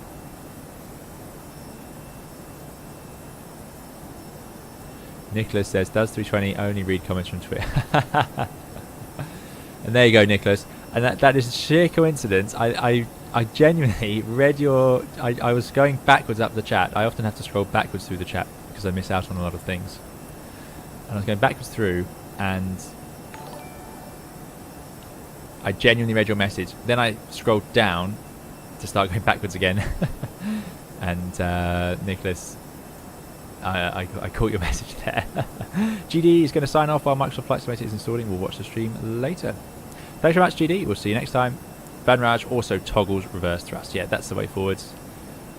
Airbus for the win. FTW, thank you so much for following.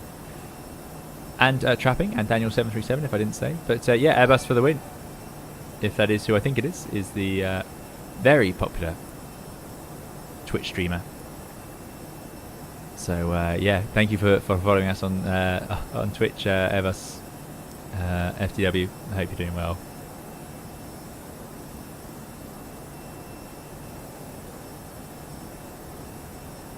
Checkpoint says Twitch chat is even a little bit quiet. It is indeed.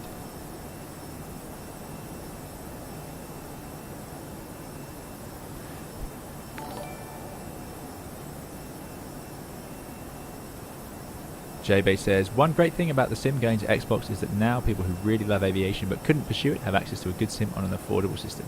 Absolutely. The Xbox also has some incredible accessibility options, doesn't it, with its controllers? So that's another great piece of news for people who might struggle with a computer. Aviation forever. Should you disconnect from VATSIM if you need to go eat? Probably, but my VATSIM etiquette is pretty poor, so someone else in the chat will know. Phase Tech says, it is indeed who you think it is. There you go. There we go. Airbus FTW says, hello, hello. I'm just small fry, not as famous as you. Good to see you on Twitch. Thanks for following Airbus FTW, and we absolutely don't believe that for a second. You are certainly not small fry, but thank you for coming along and joining us here.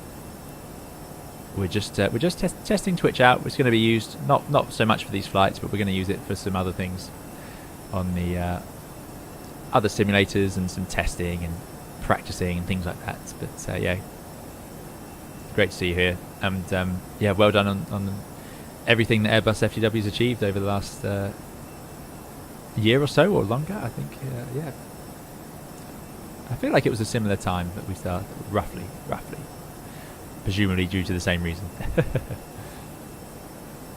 These are default clouds, Jungly Sim, default clouds. SlideTech says, you can direct to save time. Yeah, I probably should, shouldn't I? Probably should.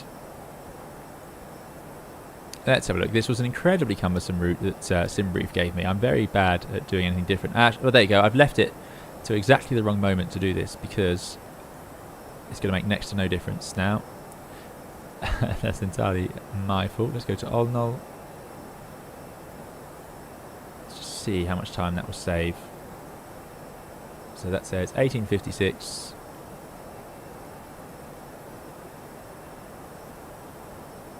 Three minutes. 3 minutes is good in our world. There's no doubt about it. So we'll take that. Plus a little bit of fuel. Might up the cost an X, but like I say, doing pretty well. You'll see that VLS is sitting us not the terrible margin, but not the biggest we're used to. Optimum's now up to 341, so we'll sit here for a bit longer until that goes above us. Airbus FTW says, are you getting busier too? A little bit. I had high hopes for August. I had really high hopes for August, which has been slightly dampened, I must confess, but it will still be my best month of 2021 if nothing else changes so far. So I'm keeping my fingers crossed. I hope the same. I hope things are getting busier for you, Airbus FTW, as well. I know Flight Deck to Sim posted on YouTube saying he was actually very busy over the next sort of month and a bit, which is great news. Right, I'm way behind on chat as ever. I do apologise. Nicholas said Digital Foundry made a video showing Series S running Microsoft Flight Simulator pretty well. There you go, great news. Xbox Series S, for those of you who don't know, is the cheaper entry-level Xbox of the new generation. It is an incredibly confusing naming system. I don't have any Xboxes, by the way. Guess who says my favourite is the A380. I don't get to see it much here in the US. No, it's pretty much my favourite too, especially in terms of being a passenger. It is the quietest. It is absolutely lovely to be a passenger on. Sadly, not really flying, although you do see them. They are around. I think Emirates are still flying theirs. It's a big part of their fleet, of course. Marcus says, your VATSIM etiquette is poor, but your real-world ATC etiquette isn't. There we go, Marcus. I hope not. I hope not.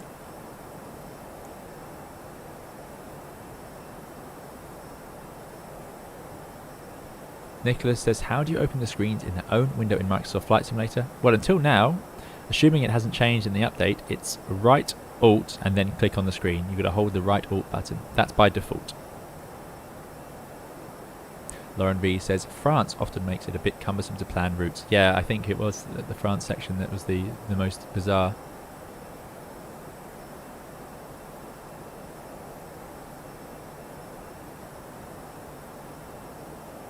Piano Learner has a good question there. I don't think it's related at all. I must confess, Piano Learner, but I'm not 100%. Airbus FTW says, yeah, hopefully August will get busier. Excellent. Yeah, fingers crossed. And then from then on, we wanted to keep getting busier and busier every month. It's been a long time, this.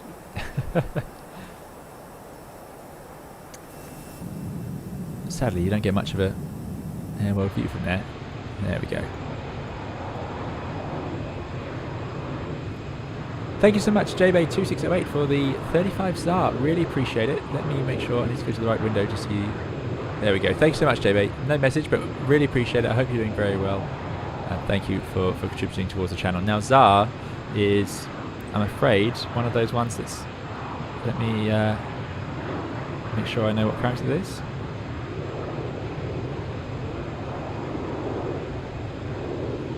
South African Rand. I think we have seen that before, so I do apologise. But thanks so much for the 35 South African Rand. Really appreciate it, JB. And thanks for coming along, and thanks for supporting the channel. South African Rand, Bomb Tech, yeah. Thanks, JB, for coming and saving us. Piano Learner can't wait for fly-by-wire to launch the A380. Indeed, indeed. It's going to be good stuff. Checkpoint would love to get a flight on an A380 before they'll be decommissioned. I highly recommend it, indeed. JB says, at least we'll be part of a beer later. Oh, absolutely. Thank you so much. Really very kind. Thank you, Brownie, for following. Dave says, do airliners also comply with sector entries, or do they get radar vectors? Are you talking about hold entries? If you're talking about hold entries, then yes, the airplane automatically calculates it through the FMGC. So, I mean, often you're radar vectored, but you could be sent direct to a hold, so then you'd have to join it yourself. JB says, I forgot to get myself a few more beers yesterday, and thanks to COVID restrictions, no sales again until Monday. Oh no, disaster. Yeah. Yeah, I have lived in places with quite strict restrictions on beer and things like that. Brownie says, wanted to say that your ToLiss tutorials really helped me. Thanks, Brownie. Glad you enjoyed them. I'm glad they helped. Really glad to hear it. I mean, it's funny. I was looking at some of them today, just sort of thinking back to when we started the channel with those ToLiss tutorials over a year ago. Checkpoint says, I think the A380 marks the end of an era. Do you think we were ever going to see such jumbos ever again in the future? Well, who knows? 40 years from now, who knows what the markets will be dictating. But for now, certainly not 4 engines. You have a hard push to convince any airlines to buy a 4-engine aeroplane. Because if you look at the passenger numbers on a 350-1000, it's a big machine, that. So doubling the engines but not doubling the passenger numbers is a bit tricky. It's just a shame because the 380 is it's just so nice as a passenger. Oh no, JBay's watching the rugby with no cold ones. A disaster. Dave says sector entries to join for an approach, parallel, offset, and direct. Yeah, so normally, obviously, procedures will have a hold at the start of the approach. Let me tidy up the charts. It's taken me how long? An hour and a half, or something like that. But basically, you'll either be radar vectored or you'll fly it procedurally, in which case that will be accounted for. But we do have to obey it. Yeah, pretty much. Isaac says, nice to see another classic 90s UK airline on the channel. Indeed, Isaac. Thanks. Isaac, I believe, are you the Isaac working on the other liveries that we've seen? But yeah, it's great. This is a great one. I've seen the Monarch one as well. FaceTech says, I wish I'd flown on an A340 sometime. Yes, the 340 also very quiet, but 380 quieter, nicer. Isaac, there we go. Yeah, Isaac's done there. I've seen the excellent Monarch one. I think Isaac made the Monarch livery, which will be used, no doubt about it. Anyway, we're going to L-E. No, we're not. L-I-E-O. Olbia. There we go. 37 feet elevation, so no real terrain concerns like that. ILS on both ends. I know, cheating, but very nice. Nice weather. 32 degrees. 32 degrees. Brilliant. Lovely. We have got... Well, let's go back to the weather, actually. What am I doing? We need to check the weather. 08011. That's pretty definitive. Going to be runway 05 in this case. We're coming in via Minka. I've got the 3 Romeo. I'm assuming there's nothing too exciting about that. I doubt we'll have air traffic control, but we shall see. Yep, classic RNAV arrival, look at that. Around the houses, this is just very common these days. It's a shame really, because it's making it difficult to stream the 737-200 and the DC-6, but we will be, don't worry, we will be. I absolutely love flying the DC-6 into Addison's recently on one of our streams. But yeah, there we go, that brings us out. So this is going to take a chunk out of our extra fuel and add a bit of extra time, there's no doubt about it. Leading on to... I don't know how many times I'm going to do that, where I click back, but actually it's the wrong thing. I mean, I've done it for over a year, every single time. Without fail. Okay, Olbia, Italy. NIO, here we go. So this starts at a Bimmy, there we go. And then it goes via Steno, so same thing. So yeah, so we would have to enter this hold to begin this procedure. And then you'll go outbound from this inbound leg. So if we came, for example, over here, we would do our direct entry hold, and then we could go outbound, things like that. Right. Abimi, 6,000 feet, down to 5.2 at Senal, down to 4 at 13D, down to 3.8, which is the platform. So that's quite a tight little area at the start of this. We've got 5, 6, 7, 8, 9, just over 10 miles. To get from 6,000 feet to 3.8. So what's that? That's about 4,200. So that's 4,200 feet. Sorry, what am I talking about? Absolute nonsense. That's 2,200. 2,200 feet to lose in 10 miles. So that's reasonable, but again, I don't want to be a Bimmy clean doing 250 knots because I'm going to need to be... I don't want to be having to slow down and also get down to 3.8 to intercept the ILS. No surprise really, there's terrain beneath us, hence the problem. So we're coming in around the terrain. DME countdown all as usual. Looks like the DME reads 0 at the threshold, which is all good. Pappies on both sides. Great news. A minimum there, 330. Very standard. 3.5 degree ILS. Another reason to make sure we're ready. So 3.5 degrees, I want to be at least flap 2, 160 really. As certainly flap 2 by the time we intercept the ILS. Because if we're any faster, we're going to really struggle. If we're going faster than 160, it's probably a gear down sort of day. Nice headwind though, which may help with that a little bit. In terms of the arrival, just make sure we haven't missed anything here. MSA 6.2, so 6,200 feet on the MSA, very high. So no surprise there. Again, caused by that terrain. Corsi, good name for a waypoint, obviously. Seeing as where we're going. Waypoint distance, oh no, for that holding functionality. Okay, fine, we've got holding functionality. Round we go. And then we're going to go via these points, 230, 230, 230, flight level 70, fine. Let's plug it in then. Let's make sure we know what we're doing. So I'm going to put this to plan, constraint and zoom in. Then we'll go to flight plan, ILS for 05, looking for the Minka 3 Romeo. Via. Ooh. This is always fun. As I said, the real aircraft would normally dump in a Via for you. I don't think we need anything. That looks absolutely fine. Out of curiosity, if I do that. No, not much difference. Can't get too excited, so I'll just go with the Abimi. That's what I've briefed. There we go. Normally, yeah, there we go. So huge long arrival. Flight level 130 has got us doing all the way out to... Wow, almost effective. And then down we go. See this is the concern. It's got a little amber asterisk, so it doesn't think we're going to meet the altitude restriction at the centre fix.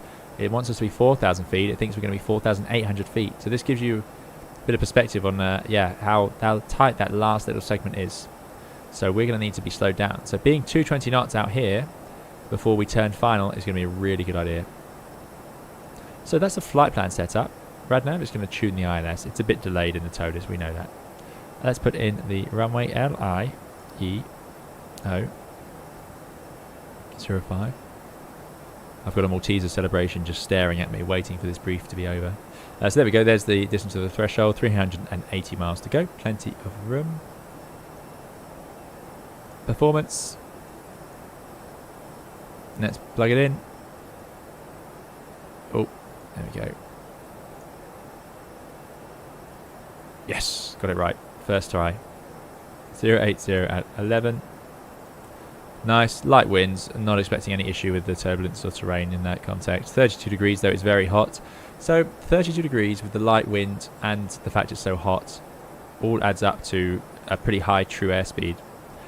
So that's going to be quite a high descent rate. So here comes the excuse. It's going to be a fairly high true airspeed, a fairly high vertical speed on the approach as a result. Meaning that we could see ourselves getting close to 1,000 feet per minute or slightly over. So we're prepared for that. Anything over sort of 1,200 feet per minute sustained is definitely going to be unstable. But that's going to lead to I don't think my overlay will like that. I think it's going to say that we had a high vertical speed on landing. So I'm just warning you guys now, you know. MDA, let's plug it in. Still a Cat C aeroplane, I'm afraid, 330, which is 294 feet above the runway. Slightly raised then, only because of the 3.5 degree descent. It would 200 feet normally above the ground. This is 300 feet above the ground, but we are coming in steeper. Config full landing. Because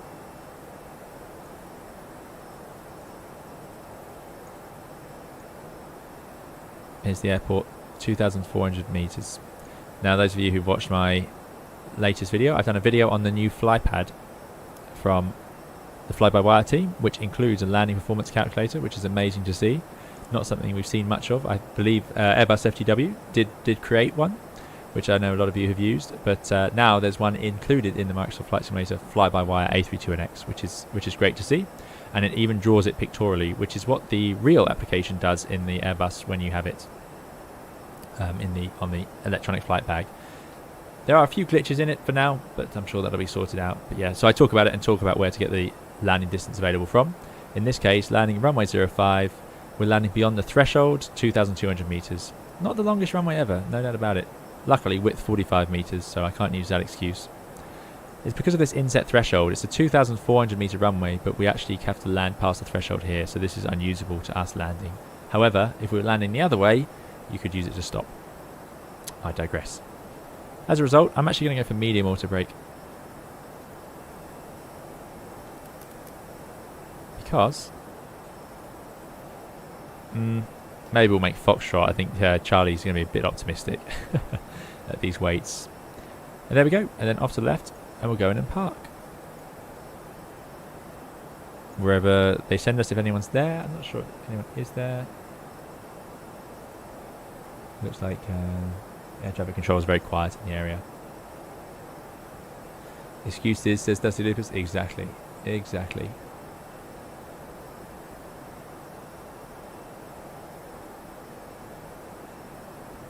Right, so there we go. And finally, let's talk about the go-around, if we need it. Quite complex, actually. Not a fan of this style. Luckily, the Airbus does it all for us. So to check it, we'll go all the way through. We can actually draw it out on here. There it is. Proceed on radial 053 SME. Well, this is the SME 052, close enough. Climbing to 5,000 feet. Cross 19 miles from the SME 19. And then it gives you the alternative distance if you're not using the ILS-DME if it's broken. At 2,500 feet or above. Then turn right and join and follow the 21 DME arc from the SME to Ekrop and hold. Okay, it's actually not too bad. I'll take it back. I won't winch. Stopping at 5,000 feet for this one. Below MSA, so we're going to have to stick to that procedure very carefully. Lizzo5, thank you for following. I hope you're doing very well. Good to see you here. Right, not up there before I get too distracted. 5,000 feet, in it goes. Good. Fuel prediction, looking good. 2.4 extra, even with that long arrival. So that's all worked out nicely. Secondary, going to make a copy. Nothing too exciting. I'm not expecting a runway swap. And there we go. There's a bit of a plan. So, threats for this one. Steep approach, in the loosest sense of the word. Combined with a high true airspeed. And we've got this short distance to lose the height at the end of the arrival. So energy management for that final bit. And then finally the terrain. We're going to be down at 3,800 feet. Sorry, 5,200 feet at Senel, but the terrain next to us is not far beneath us, 3,700 feet. So if we get lost or distracted, or if we get to arm the approach and go off over here somewhere, we're going to get a GPWS warning pretty quickly. Great.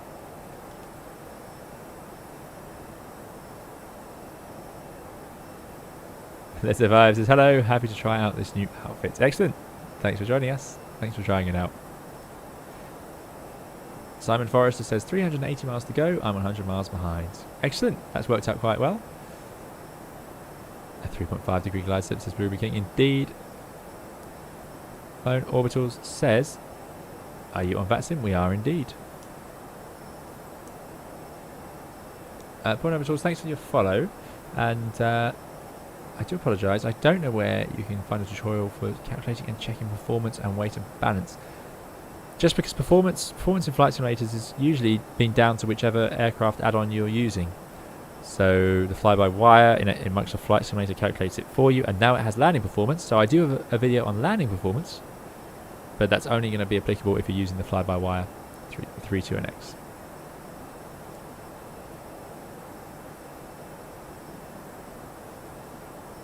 I will indeed add Lizzo 5 as a mod on Twitch soon. Deep42, thanks for following us.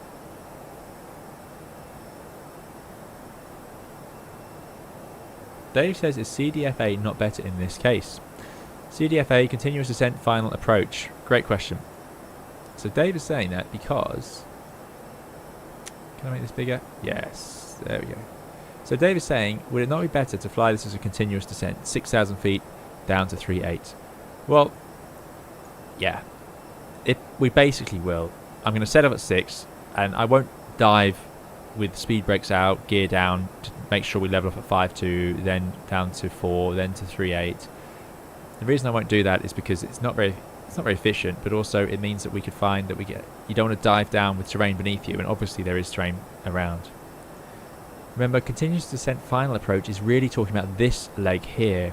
A continuous descent final approach, CDFA, is more common for a non-precision approach.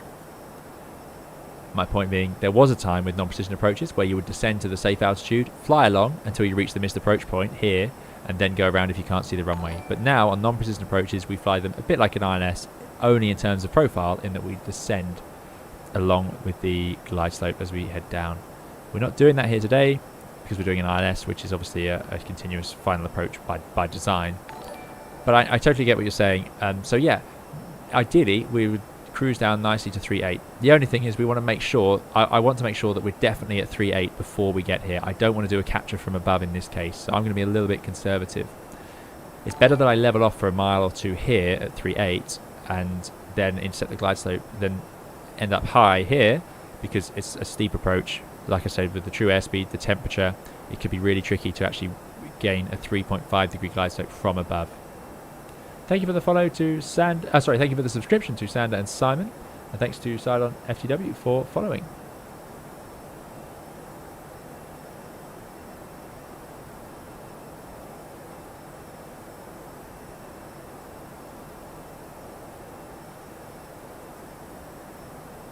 Simon, sadly I don't have an ATC tutorial yet, but it's on the list. It's been requested a lot. I must get around to it.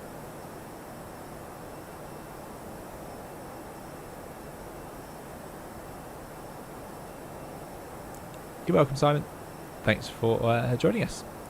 So there we go. Yeah, so great question, Dave, and you're absolutely right. Keeping it as continuous as possible is great. And we may find that I end up high anyway, and I'll have to put the gear down and so on. So having said all this so carefully, there's every chance I could get it wrong anyway. Right, as is tradition in the real aircraft as well, as soon as you finish briefing, everybody gets to eating. So I'm going to have that last celebration. It's just staring at me.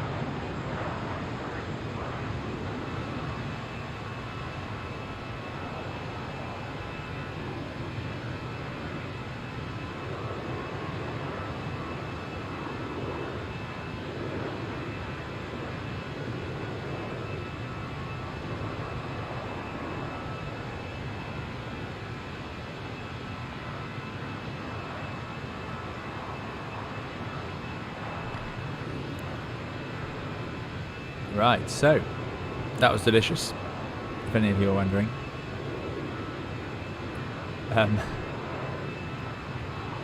You're very welcome, Dave. Jan Philip Schultz says, do you have an advice for someone who has just completed his flight training this year? Got a job now with a company doing scenic flights in Germany, but not sure if this is any good for our building. Completing flight training this year is obviously a little bit unlucky, but airlines are prone to overreacting or being very reactive, in the sense that they can't afford to have airplanes and pilots sitting around. It's just such a money drain. So I continue to remain optimistic that when things pick up, they will pick up quickly. We've seen that there's big demand for travel.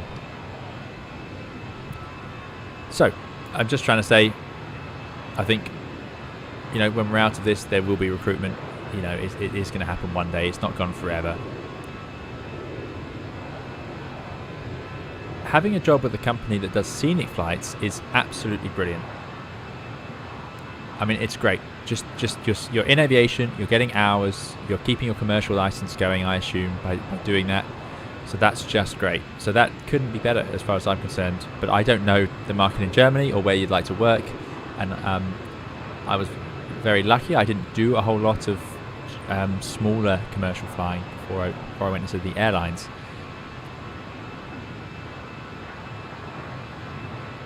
I know that obviously, in an ideal world, you'd be getting jet time, multi-engine time, multi-crew time, that sort of stuff. But to get a job doing scenic flights at the moment, I think that sounds like a great achievement. And probably great fun, I'm guessing. It sounds great fun. So I would personally, I can't, I think that sounds like a great idea. But that is coming from literally my very first reaction to it. I just don't have much experience, but I hope it works out for you soon, or I hope you get where you want to be soon. Prone Orbital says, I did my first real VATSIM flight on the A321 yesterday. It was thrilling. Any advice for the newcomers? Oh, I'm glad you enjoyed it. It sounds like you've made the first step, so just keep going now. Just don't pick Gatwick at rush hour like we've done before in the channel. Although I'm sure you can handle it, but it's just a case of keeping it to somewhere where you can enjoy it. You want to enjoy VATSIM. You don't want to be on VATSIM stressed out about being there. There's no fun. I wasn't actually muted. I was just still enjoying some chocolate. Matthew Presley, our resident CRJ pilot. Matthew Presley says, anytime you're getting paid for flying, it is good hour building. Don't pay to fly. It degrades the entire profession. There you go. So Matthew, sounds like Matthew agrees that it's a great idea.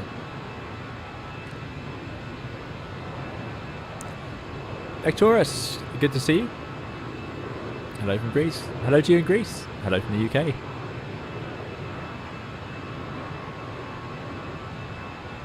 Checkpoint's enjoying some Pringles. Very nice. Matthew Presley's first flying gig was aerial tours. It's a good gig to start with. There you go. Sounds very sensible.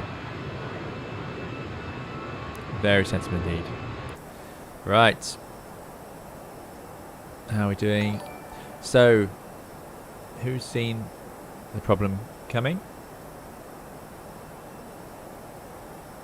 Airbus 694, thanks for following.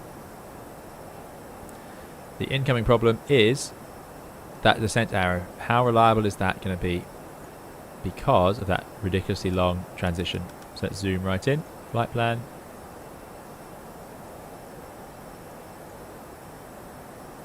Oh, we'll zoom out again one stage and again.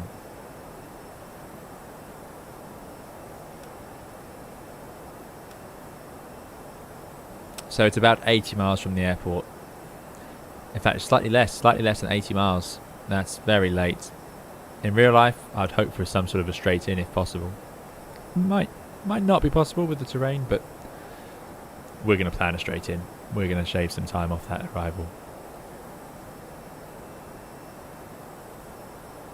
David says, Flight Radar 24 has recently been showing a lot more holiday flights leaving or arriving in the UK. Excellent news, David. Thanks for letting us know. That's what I like to hear. I really like to hear it.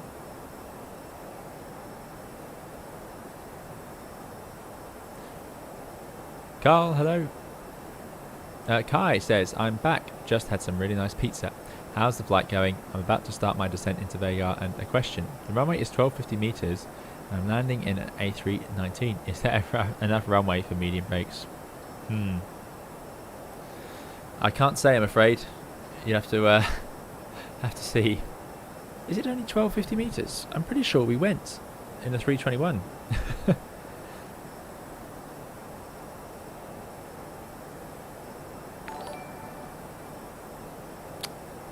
Anyway, it will be probable that you'll need to use maximum manual, Kai, more than medium. But I would use medium as a backup and then take over with maximum manual. That would be my instinct.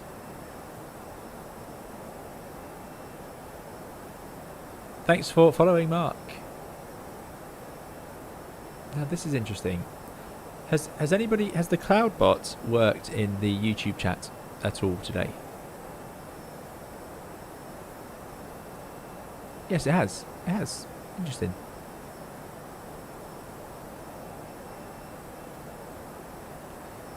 Seems to be taking quite a while to respond to some things.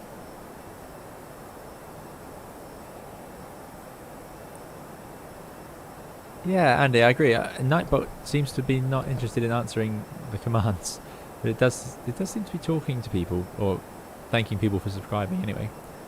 Very strange. Very strange. RHMLG says, what do you enter in the secondary flight plan page during takeoff and cruise? Just keep it as a copy of the active. Yep, unless, for example, if there was a parallel runway, I could put in the other runway into the arrival. But make sure you copy it first, because then it will keep all the performance. Perf. And now you see that it's actually in the secondary perf, sec approach perf. It's got all the information I've already entered. But you've got to be, still got to be careful, and when you transfer it over, if you ever need to use it, you've got to be very careful to check it all has come across correctly. I'm not a massive secondaries flight plan user, to be honest. Some people love it. Some people, like me, I know it's there, and it's just personal preference. It's a very good tool for some complex backup situations, and there are some times when you need it. Sabotaurus, thanks for following.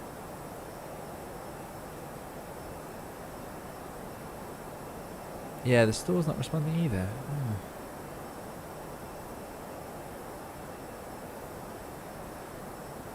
Yeah, Vega has a big humpy next plane. Yeah, it's very hard to land there. The Minka 3 Romeo is missing for aviation forever. That's a shame. Chris says, I say go for straight in and make sure everyone's strapped in tight. Yeah, I think we'll do that. Yeah, Lauren V, I agree. Thanks for trying. Thanks everyone for trying. It's just not having it, is it? Simon Forrester says, was watching Flight Radar 24 today. Saw a 321 leave Bristol for Inverness, then something happened that the pilots weren't happy with, and by about 2,000 feet after takeoff came back to Bristol. Oh, there you go. It does happen. Sometimes it happens, yeah.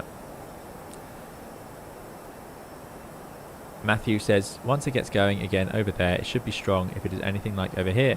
Had 5 flights yesterday, 4 of them full. Wow. And the big thing is the majority of my packs were wearing business casual clothes, i.e. business travel is back. I was honestly surprised to see that. That's great news. I hope that happens over here, Matthew. I really do. I know America's been very quick to bounce back with aviation.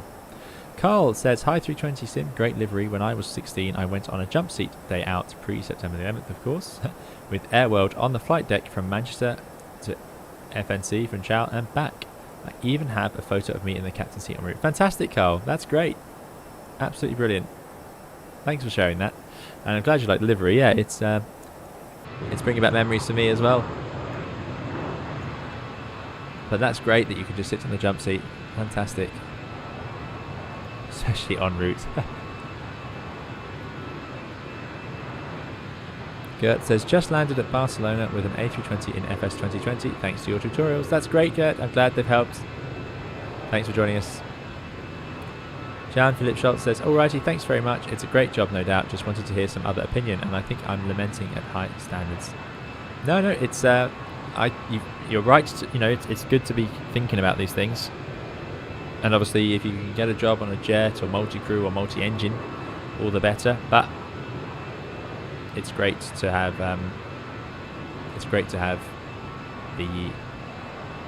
any flying job, to be honest. Oh, it's running a bit behind, isn't it? Dusty Lupus says, streaming advice for viewer count, you should play Microsoft Flight Simulator. Could have 1,000 viewers on Twitch if you played well. Wow, I think we've reached 1,000 once on YouTube, so we're gonna use Microsoft Flight Simulator at some point. We'll test out Sim Update 5, see how it goes.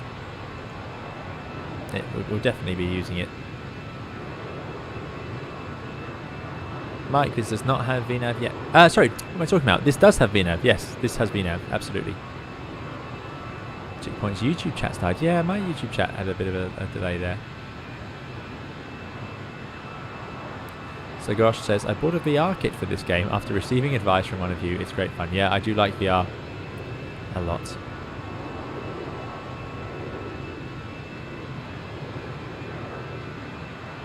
No, I wouldn't look forward to Paycar either, Kai. It's pretty tricky. Andy says, I don't fancy moderating 1,000 viewers if I end up on my own. No, fair enough, Andy. Well, if we find ourselves with 1,000 viewers on Twitch, we'll recruit a couple of moderators. I don't think there's any immediate concern.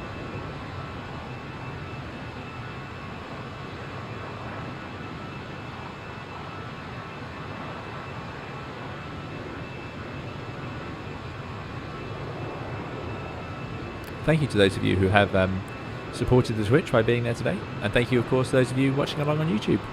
Really appreciate it. If you are enjoying the video on YouTube, do please hit the like button. It makes a big difference to our YouTube channel, which helps people find the tutorials and find the streams. Not going to complain, though. With 152 watching and 165 likes, that's all good going, really. Right, I should jump back in the flight deck because it's going to be time to go. John Padfield, good to see you. Thanks for joining us.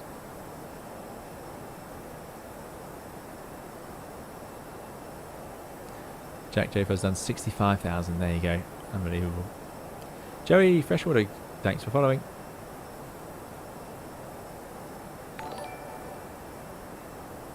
YY Stealth and Slade Monkey, thanks for following as well. Vutitube says, been flying with you guys for a few months now.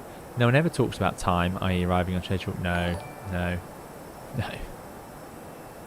We don't need that that addition. Mainly with aviation, it's funny. Passengers think about arrival times. Now we do as pilots, and we'll try and make up arrival time during the flight. But primarily for aircrew, it's about departure time. We need to make sure we leave on time because the schedules are built in such a way that usually, if we leave on time, we should get there on time without having to put much effort into it. It should just happen. You don't want to be too time focused on arrival just for the sake of it, or schedule focused, because of course, well, for obvious reasons, we don't want to be rushing anywhere. Also, I hate to say it, there is very little the pilots can do during the flight to actually get you there significantly earlier. Long haul, you can change the speed, and over the whole flight it will make a difference. On short haul flying, you're talking a few minutes. You saw what we did earlier. We gave ourselves a nice big shortcut. 3 minutes saved, you know. You can try. Air traffic are very good at getting directs, things like that, and you can make it up over time, but it's all incremental gains. 3 minutes here, pushing back 2 minutes earlier because you saved something there. Maybe calling out the airport you're arriving into to make sure they know how many wheelchairs you've got, things like that. That way they'll have them ready so that they can get the passengers off on schedule, and then you can leave on schedule so the flight back is on time. But it's all leading to that departure time for each set flight. We don't have to explain why we're late. Most airlines anyway don't have to explain why you're late in, but you do have to explain why you're late out.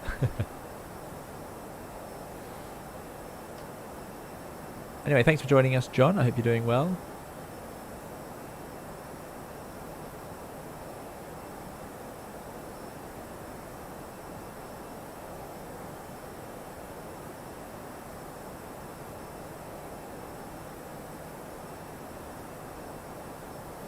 Booty would like a competition from various airports around Europe on VATSIM to a set airport with specific arrival time. Closest to time at touchdown wins. Goodness me. I wouldn't know where to start with that. That's where the military pilots would win. Joseph Mitchell, good to see you. Thanks for joining us. Slade, top of descent is coming very soon. We're going to go for a straight in. So let's do it. 35,000 feet. So that is obviously 105 miles plus 10 is going to be 115 miles plus a tailwind. I'm going to say that's, let's do another 15 miles. So 130 miles from the airport we need to start our descent. So in about 50 miles. I'll forget that probably. One of you will remind me. John's on mobile tonight. No worries at all. Carl says, I'm considering to get a new HOTAS. Do you recommend the A321 from Thrustmaster? I'm currently using an Xbox controller with extended joystick as my side stick. Oh, that's an interesting idea. I like the Thrustmaster TCA. That's what I use. The best HOTAS that I've used so far is the Thrustmaster Warthog. But it's very expensive and it doesn't even have rudders. If you're going to fly airliners around in Flight Simulator, the TCA I think is a very good choice. And also it depends, of course, if you just want the joystick or the joystick and the throttle quadrant, or the joystick, the throttle quadrant and the add-ons. But even if you just get the joystick, it's a good solid joystick with lots of buttons and the throttle on it. Yeah, and I bought them all with, you know, my own money. We wasn't sent them or anything like that.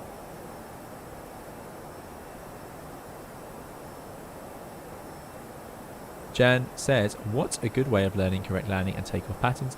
I've got a video on touch and goes on the channel. If you search 320 SimPilot touch and go, that's going to help you out hopefully, and you can just do circuits.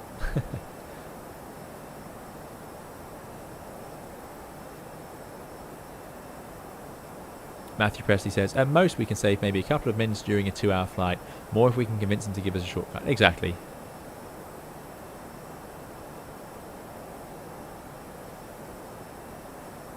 Russell says, as Einstein said, time is relative. Lacrosse says, my least favourite thing about flying, long waits on the taxiway for departure and long waits on the apron while we wait for the gate to become available. Yep, and I guarantee if that happens, your pilots are, you know, they know. They're not happy about it either. We're not paid to sit there with a delay, you know. Same with delays before we go anywhere. It's not there's no advantage to the pilots to be late. It doesn't earn them more money, nothing like that. So, yeah. And waiting for a stand is always, yeah, it's obviously frustrating, yeah. Especially when we might have worked hard throughout the flight and we worked very hard to get the flight away on time. Maybe we've made up some delay and then you arrive where you're going and they're not ready for you, or there isn't room, things like that. Can't always be avoided, but still. Aviation Forever says, you're right on top of me. Yeah, we are. We're outpacing the EasyJet. That's that extra charter money fuel we're using. It's going to be a classic for this channel, which is our descent is going to involve us having to descend on top of each other at the same time. So here's my new plan. I'm actually going to speed up.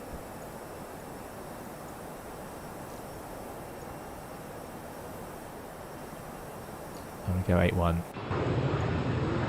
Try and get past.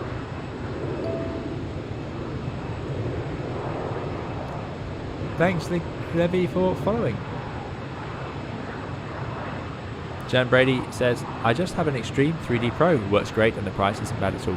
Yes, I used to use an Extreme 3D Pro. I used one of those for, years and years and years. And I loved it. There's a reason it's stood the test of time.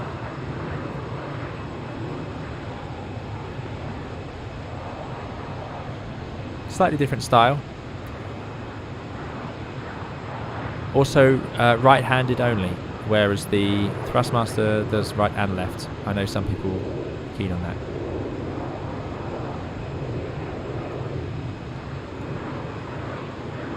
Noor says, do you recommend the radio panel from Logitech? I can't... whether I recommend it for you at home, it's entirely your preference. I actually find it slightly fiddly sometimes because of the way the buttons don't always engage.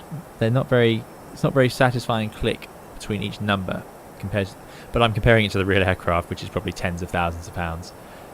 The Logitech panel is what it's great for me for is streaming, so I can do the frequencies without having to move the camera.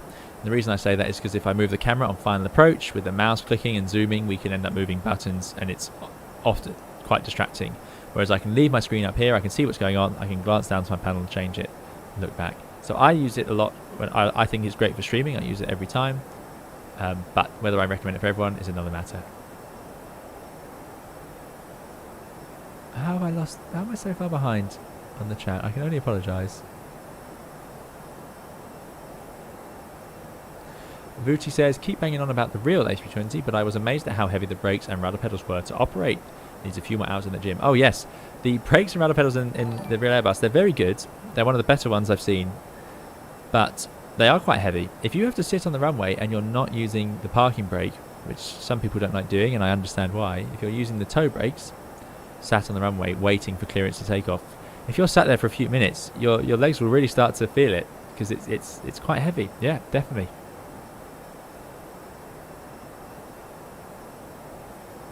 We are over Square Ocean indeed, checkpoint. Roy says that touch and go video was very informative. Bit harder to do on the A321X without the extended centerline. Very true, Roy. Yeah.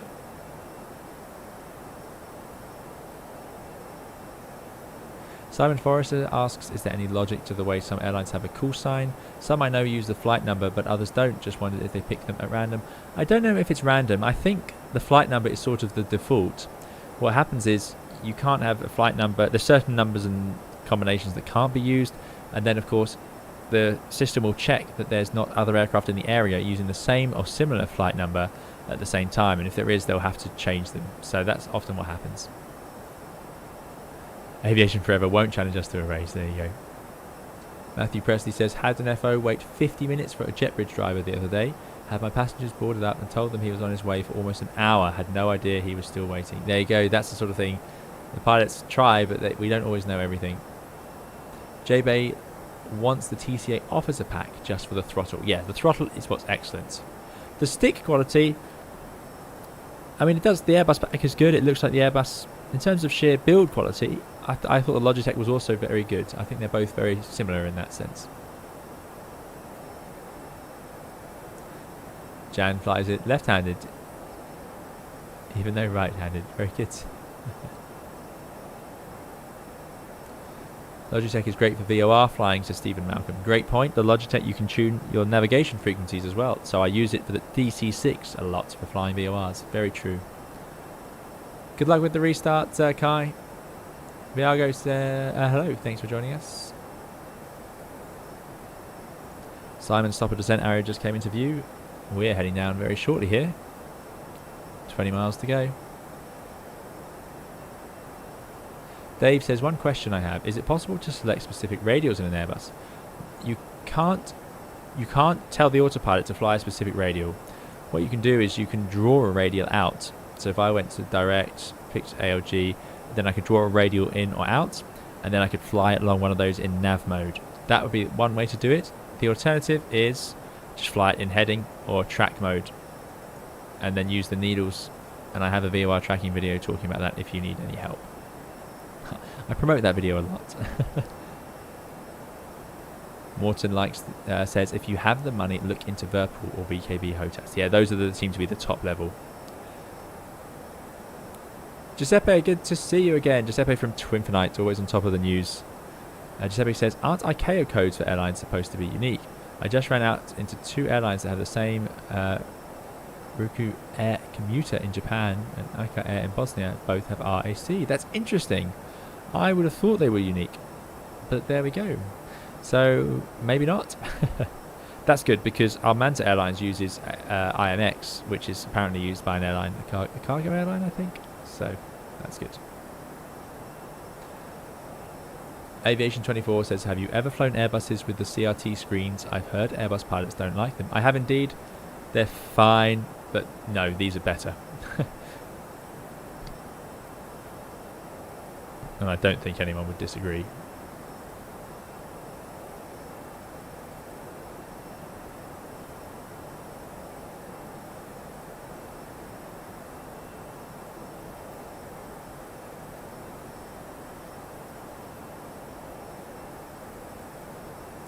The Pixelated Nerd says, took the Manta livery out for a trip on Microsoft Flight Simulator yesterday. Shout out to your livery painters, it's very nice. Thanks to the Pixelated Nerds. That will be either Paddy or AC455. I'm assuming you were using one of the Mantas on the A321X. So yeah, that was they've done a fantastic job on both of those. Captain Dad Sparrow, thanks for subscribing. And Matthew Swift, thanks for the follow if I didn't say.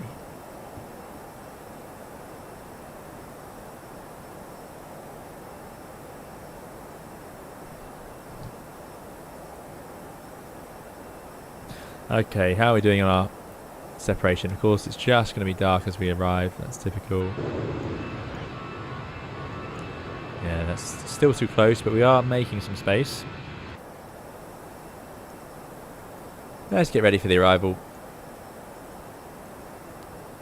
Everybody hold on. We're going to go straight in.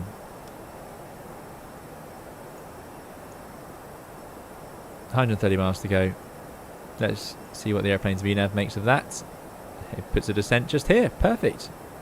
My guesswork was roughly right. Still keeping that 50 knot tailwind, so that is something we need to watch out for. I'm going to put the terrain radar on. It's not a radar, terrain display on. And let's hope we can dive through Aviation Forever's level first. So we'll go to 10,000 feet as usual. We know it's above the MSA. Manage descent. Mac Des. I'm going to keep up the speed. Distance wise, if I go to nav, we can see, oof, 2.5 miles. That's certainly not good enough.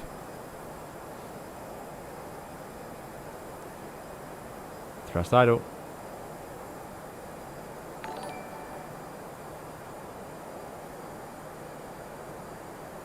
Thank you, Spring Out, for your follow.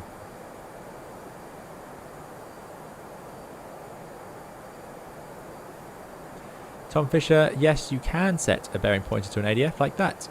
Tune it to the ADF, and if it was nearby or close enough, it would put the needle up.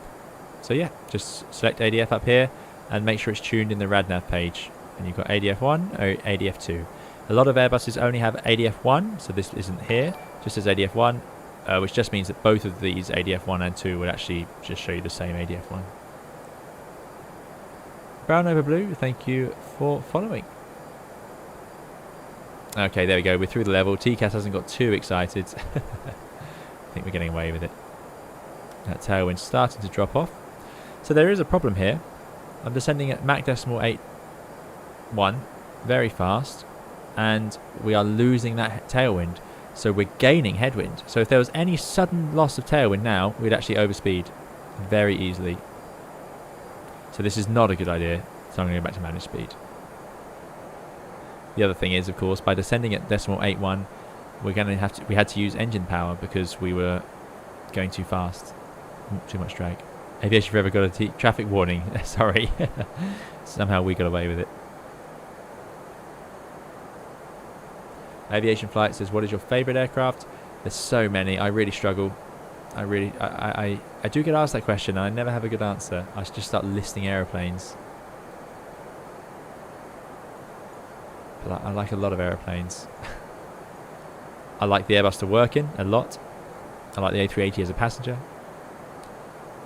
SR-71 I'd love to see fly.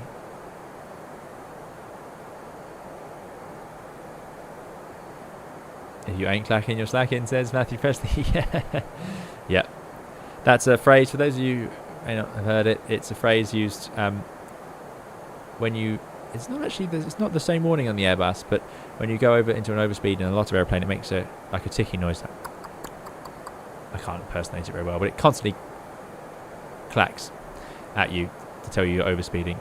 Once upon a time, it wasn't uncommon to sit right on the red bar or very close to it, because if you went slightly into it, not a problem in smooth air, things like that.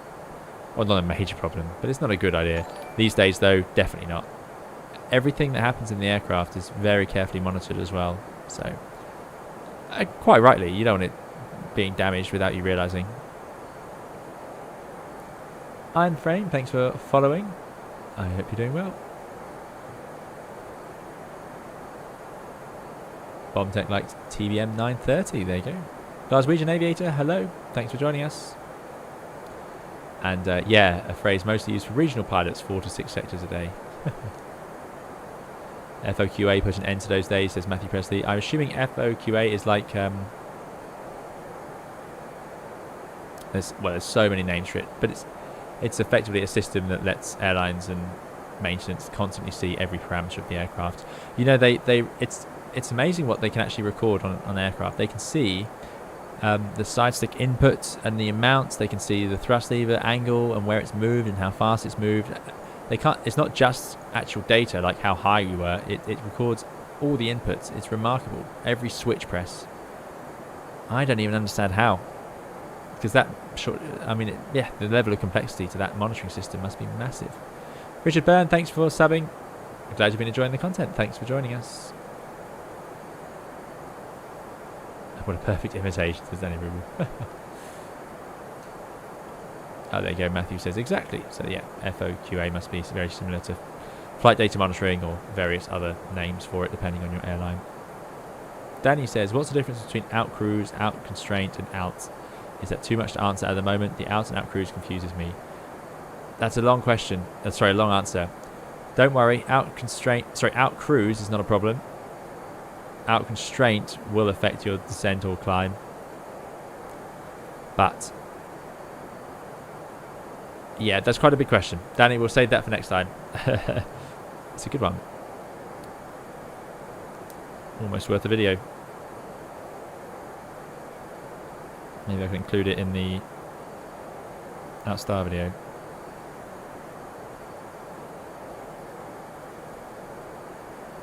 Glaswegian Aviator says, do you stream TGE? I don't know what that is, so probably not. Richie Ray says, so how fast can a pilot get an A320 from cold dark to takeoff, say no ATC and zombie attack? Well, practice yourself if you can do it in the simulator. I really don't know, but it doesn't take long to prepare these aircraft. They're very well designed. You could skip, if you really needed to, you could skip most of the route, couldn't you, until you're in the air. The performance would need to be done very carefully. This is the ToLiss A321, Richard. Carbon Bell, you're very welcome, and I hope all is well in Halifax, Nova Scotia. Excellent. Glaswegian Aviator says, do you stream Flight Factor A320? No, I don't have the Flight Factor A320 actually. No, it's one of the ones that's always been missing. Russell Gaisley likes the ME109, very nice.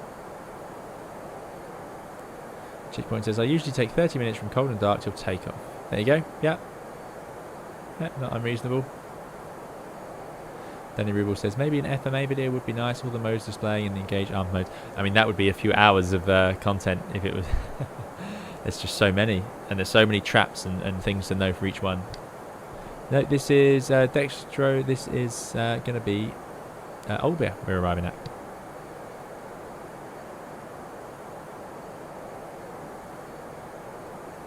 I'm a big fan of X-Plane at night, but I'm not a fan of landing at night. So excuses, steep approach, landing at night, sorted.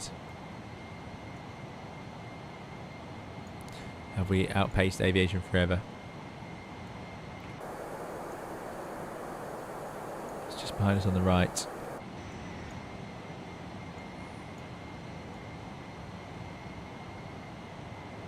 There we go. Not quite. Not outpacing them enough. I want to put a bit more room between us. Let's just check. What are we looking at? Just under 10 miles.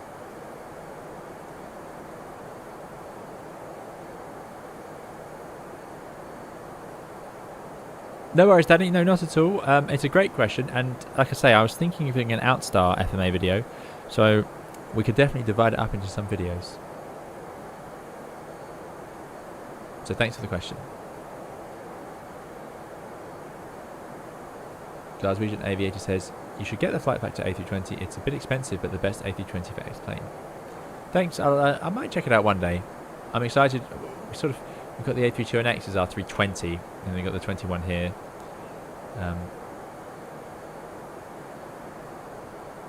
And I've never had not too many people requesting it, so which is why it sort of slipped by. But if demand goes up, if people want to see it, then we can certainly have a look.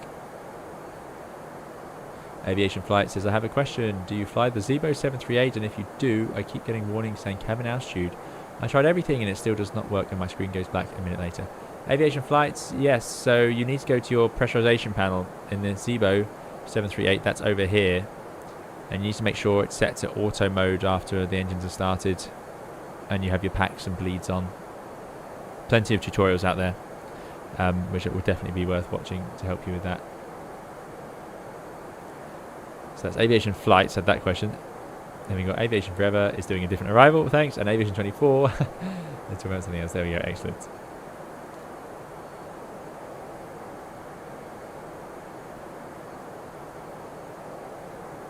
Matthew Presley says, so one of the major things FOQA does in the States is it collects tons of data, de-identified data, that both the FAA and the company use to understand fleet trends to see common error speeds out, etc. Yep, same in Europe. Yep. You can see where you land, yeah, they can see if you floated, yeah. And it's de-identified unless there needs to be a reason for it not to be. Right. Flight level 70. But we're coming in sort of this way. Could be down to 6,000 feet soon, but there is a lot of terrain. I'm a little bit wary of that. How far out are we? Haven't got a DME yet. Slowing down. 43 miles. We're nice and low. Still got that tailwind though, so it's going to slowing down is a good thing. I'm actually going to do something different. We're going to keep the speed up at 300 for now. We'll just level off at 100 for a little bit, just to make sure we keep space.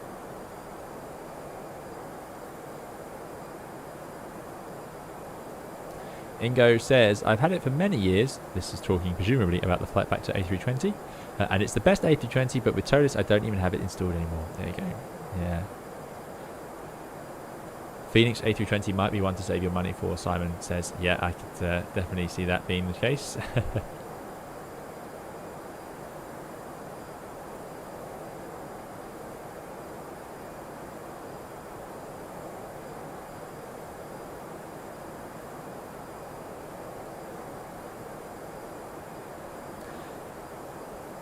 Yeah, I've heard people aren't too impressed with the updates. They'd like more updates on the flight back to A320. But again, I can't comment. I've never used it. Sorry, never had any issues. Thanks for the follow to Guigo, Tintin, and Iron Frame, if I didn't say. Right, back to managed speed now. Hopefully that's helped. Speed out star. We are still visual. Now this is where it gets very tricky. How do you justify descending here?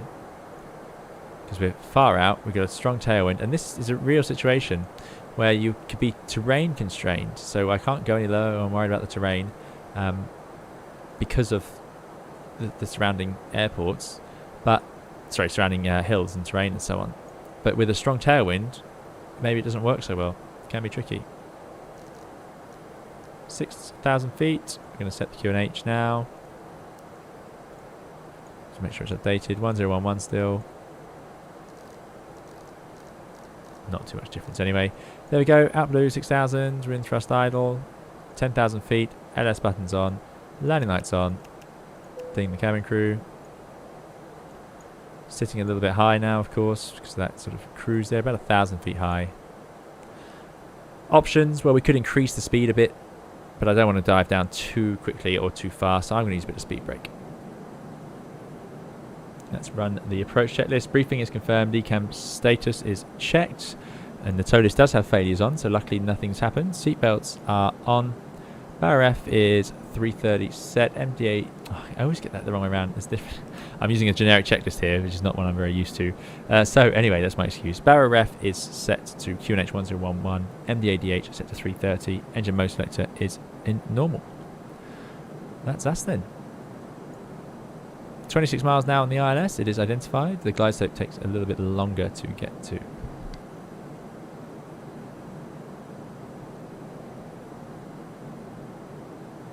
Arnick says, what would be your ultimate wish list if you could use any aircraft in any sim, e.g. FS Labs A320 in Microsoft Flight Simulator?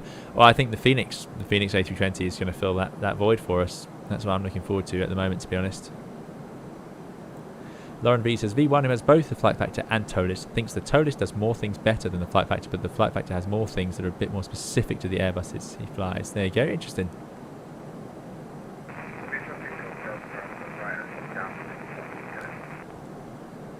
Whoa, there's X-Plane's wind loading in. Goodness me. Right, we are very high now. 7,000 feet. No good at all.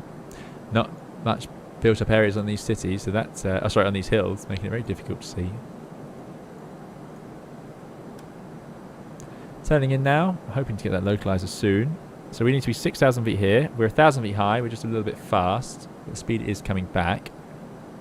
Need to start getting some flap out. Let's bring up our charts. So by center we can go down to 5.2. But this is going to get really tight really quickly here. I warned myself, and yet here we are.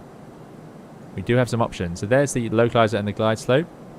So I could arm the approach now. The problem is, I don't really want to capture the glide slope just yet. It's not going to make much difference in overall energy, but I can see I'm getting high. Anyway, let's go to flap 1. Flap 1. That will give me more room to use the speed brake, so full speed brake now. I want to get the speed below so I can get flap 2. With flap 2, things becoming a lot more comfortable. I'm going to arm the localizer for now. So there's lock. We are visual. I'm going to pull the speed and go below that green S, and that's something I would do in real life. The reason is I don't want the airplane spooling up at the S, which it was threatening to do. In fact, it did, because I've got high energy. Right, there we go. We're now below 200 knots. We can do flap 2. I'm going to let that flap travel. I've still got full speed brake out, and now I'm going to arm the approach. There's speed, glide slope, star. I'm going to go to manage speed. Should have done that straight away. Now here's the problem. Because it took me all that time to go to manage speed, the engine's revved right up. So we're 190 knots, 15 miles out. I'd say we're looking good. We're now on the glide slope, checking our altitude to make sure we're not doing anything silly. So the next point at 10.2, we should be at 3,800 feet. At 13, we should be at 4,000 feet. Final touch and go 05, Olbia traffic. Oh, they're doing touch and goes in front. So there could be the case that you're not allowed on the glide slope this far out. Some airports do have restrictions like that, but there we go. Right, I think that's working out nicely. I'm going to slowly bring that speed brake in. It's been out the whole way. There you go. Love the ToLiss. So bring those in. And I'm just going to dim that. Yeah, we got the lights on up on the panel. Good stuff. Right, speed brakes are totally in now. Got 5.5 tons of fuel, so we can go around if we need to. Olbia traffic, Envoy 287, ILS for runway 05, 12 miles. Ruby Red 787 pilot, good to see you. Thanks for coming along. Fly Indian, thank you for joining us as well.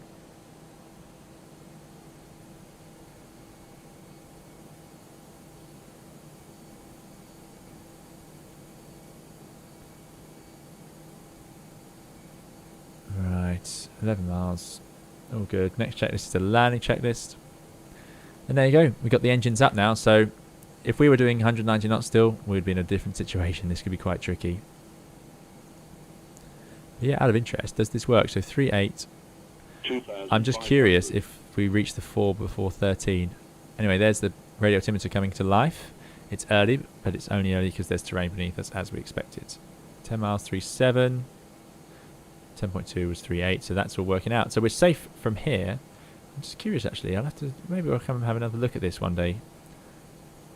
See whether we could have done that in IMC. Obviously, when you're visual, it's easy to justify. You can just say, well, I'm visual, but could you have carried on that descent with the glide slope? Because you'd still really, even if you're on the glide slope, you'd want to make sure that you didn't go below 4 until 13, which may not be part of the glide slope. Anyway, I'll stop talking about that now.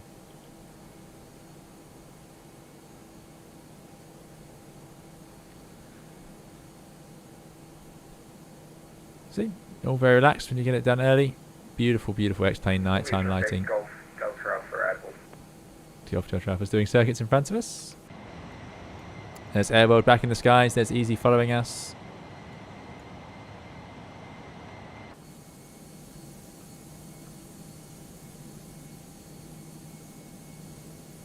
That's beautiful. I like that. I hope the X-Plane replay does rewind time as well. Evening, Roland. I hope you're doing well. Touch and go, so gosh, is where you would land and then take off while rolling out on the runway. 2,000. There's 2,000 feet. Let's go gear down. Arm the speed brakes. Lights on. Let's go to flaps 3. Ding dong the cabin. And flaps full. Landing checklist is cabin is secured for the landing. Auto thrust is in speed. Go around altitude. Oof, very good. I believe it was 5. Yep. Go and altitude is set. Ecam memo. Landing no blue. Landing checklist complete. We've already made our excuses. 1,000 feet coming up. There's traffic in the circuit, no problem at all. Olbia traffic, Envoy 287, final approach to land runway 05, 4 miles. Nope, so gosh, so you don't leave the runway and you don't stop. You land, and whilst rolling out, you bring in the flaps. Or it depends on the aeroplane you're in.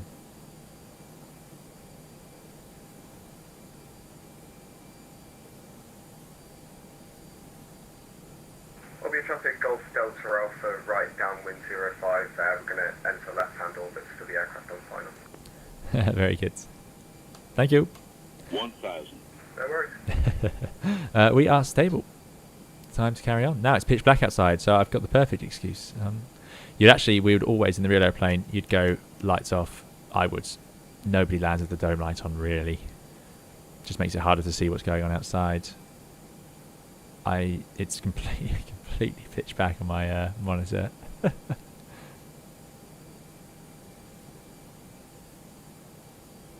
Right, all looking good. Here we go then. Autopilot coming off. 500. Got our medium auto brake, looking for... Well, we'll just take whichever lit exit. Again, this lighting in X-Plane is so spot on. I absolutely love it. 100 above. 300. Now we'll see the glide slope zoom up and down. Minimum. Not something the real one does. The old middle marker. A conversation came up about that on Discord the other day. Slightly steep, you see, so the pappies are not liking it, but there we go. 50, 40, 30, 20, retard, 10, 5. There's touchdown. I'm going to use full reverse. And we got ground spotters, reverse green, decel. Oof, nearly made that exit. 70 knots, reverses to idle. Brakes to release. Let's roll to the next one. -221, yeah, it could have been. But that was alright. I was happy with that one. That was that's not great visibility. One of the hard there's an excuse I didn't have. One of the hard things to do is land when you haven't got sort of streets and things around the airport. It's called a black hole effect. I promise it's a real thing and I haven't made it up as an excuse after landing. Because I don't think that needs an excuse. I'm happy with that one. Okay, vacating left. Reverses to forward idle. Welcome to Olbia. Thanks so much for coming. I hope you've enjoyed it. That was too early to go to that view. I need to focus on getting off the runway. Don't usually hear the 5 called out. Yeah, no, not always. Not always. And there's that sun just setting. Love it. I really want to go back flying. I'd love to do some more flights. It's been a long time. A long time of not flying very much at all. I haven't flown at night for a long time either, so I do miss it a bit now. But yeah, thank you all so much for joining us today. Olbia traffic, Envoy 287, runway vacated. Thank you all for joining us. It's been an absolute pleasure as ever. Thank you to those of you who've supported the Twitch by going along there, but of course, as ever, thank you to those of you on YouTube for watching along. Really appreciate it. There's the EasyJet landing. So we're clear of the runway. Let's get ourselves all swept up. Peter, thank you so much for following. I'm going to turn off the strobes. I'm going to turn on the dome. You wouldn't do that either while taxiing because it's just absolutely blinding. Let's get the AP up and running. Disarm the ground spoilers. Flaps are coming in. There will be a replay coming soon.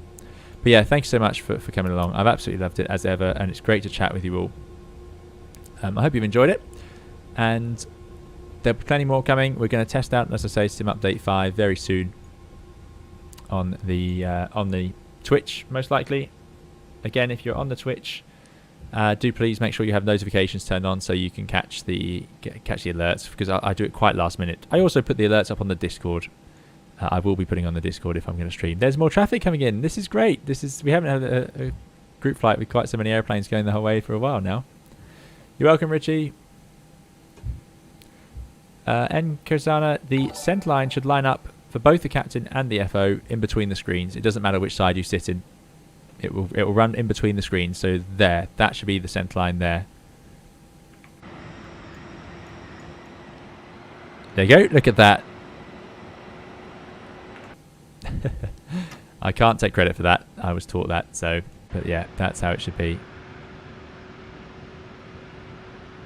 There's Easy. Thank you for flying along. Thank you, Saishu, for the follow. I love this livery. Thank you so much, WiredWomble, for putting this one together. Absolute treat to see it. I'll be putting a picture up of my model in the Discord. My excuse to make people look at my model airplanes. Yeah, last time was the Corsica. Yeah, quite possibly. Thanks for the follow to Amir. Aviation Flights, thank you so much for your $2 super chat. Really appreciate it. Sorry I missed that. And Aviation Flight says it was a nice flight. You're very welcome, Aviation Flights. And thank you so much for supporting the channel. Really, really kind. I do apologise if I ever miss any of those. Right. And what I am going to miss is my turning. Not a particularly well-lit airport, this one. Let's just park over. I think we could go to those buses. It's always good to pick a stand where there's already ground crew. Oof, that's not a very good view right now because of that lit cabin.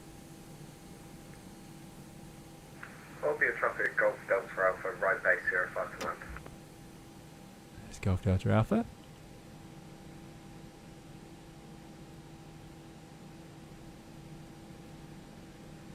Penny Ruble, I have flown, but very rarely.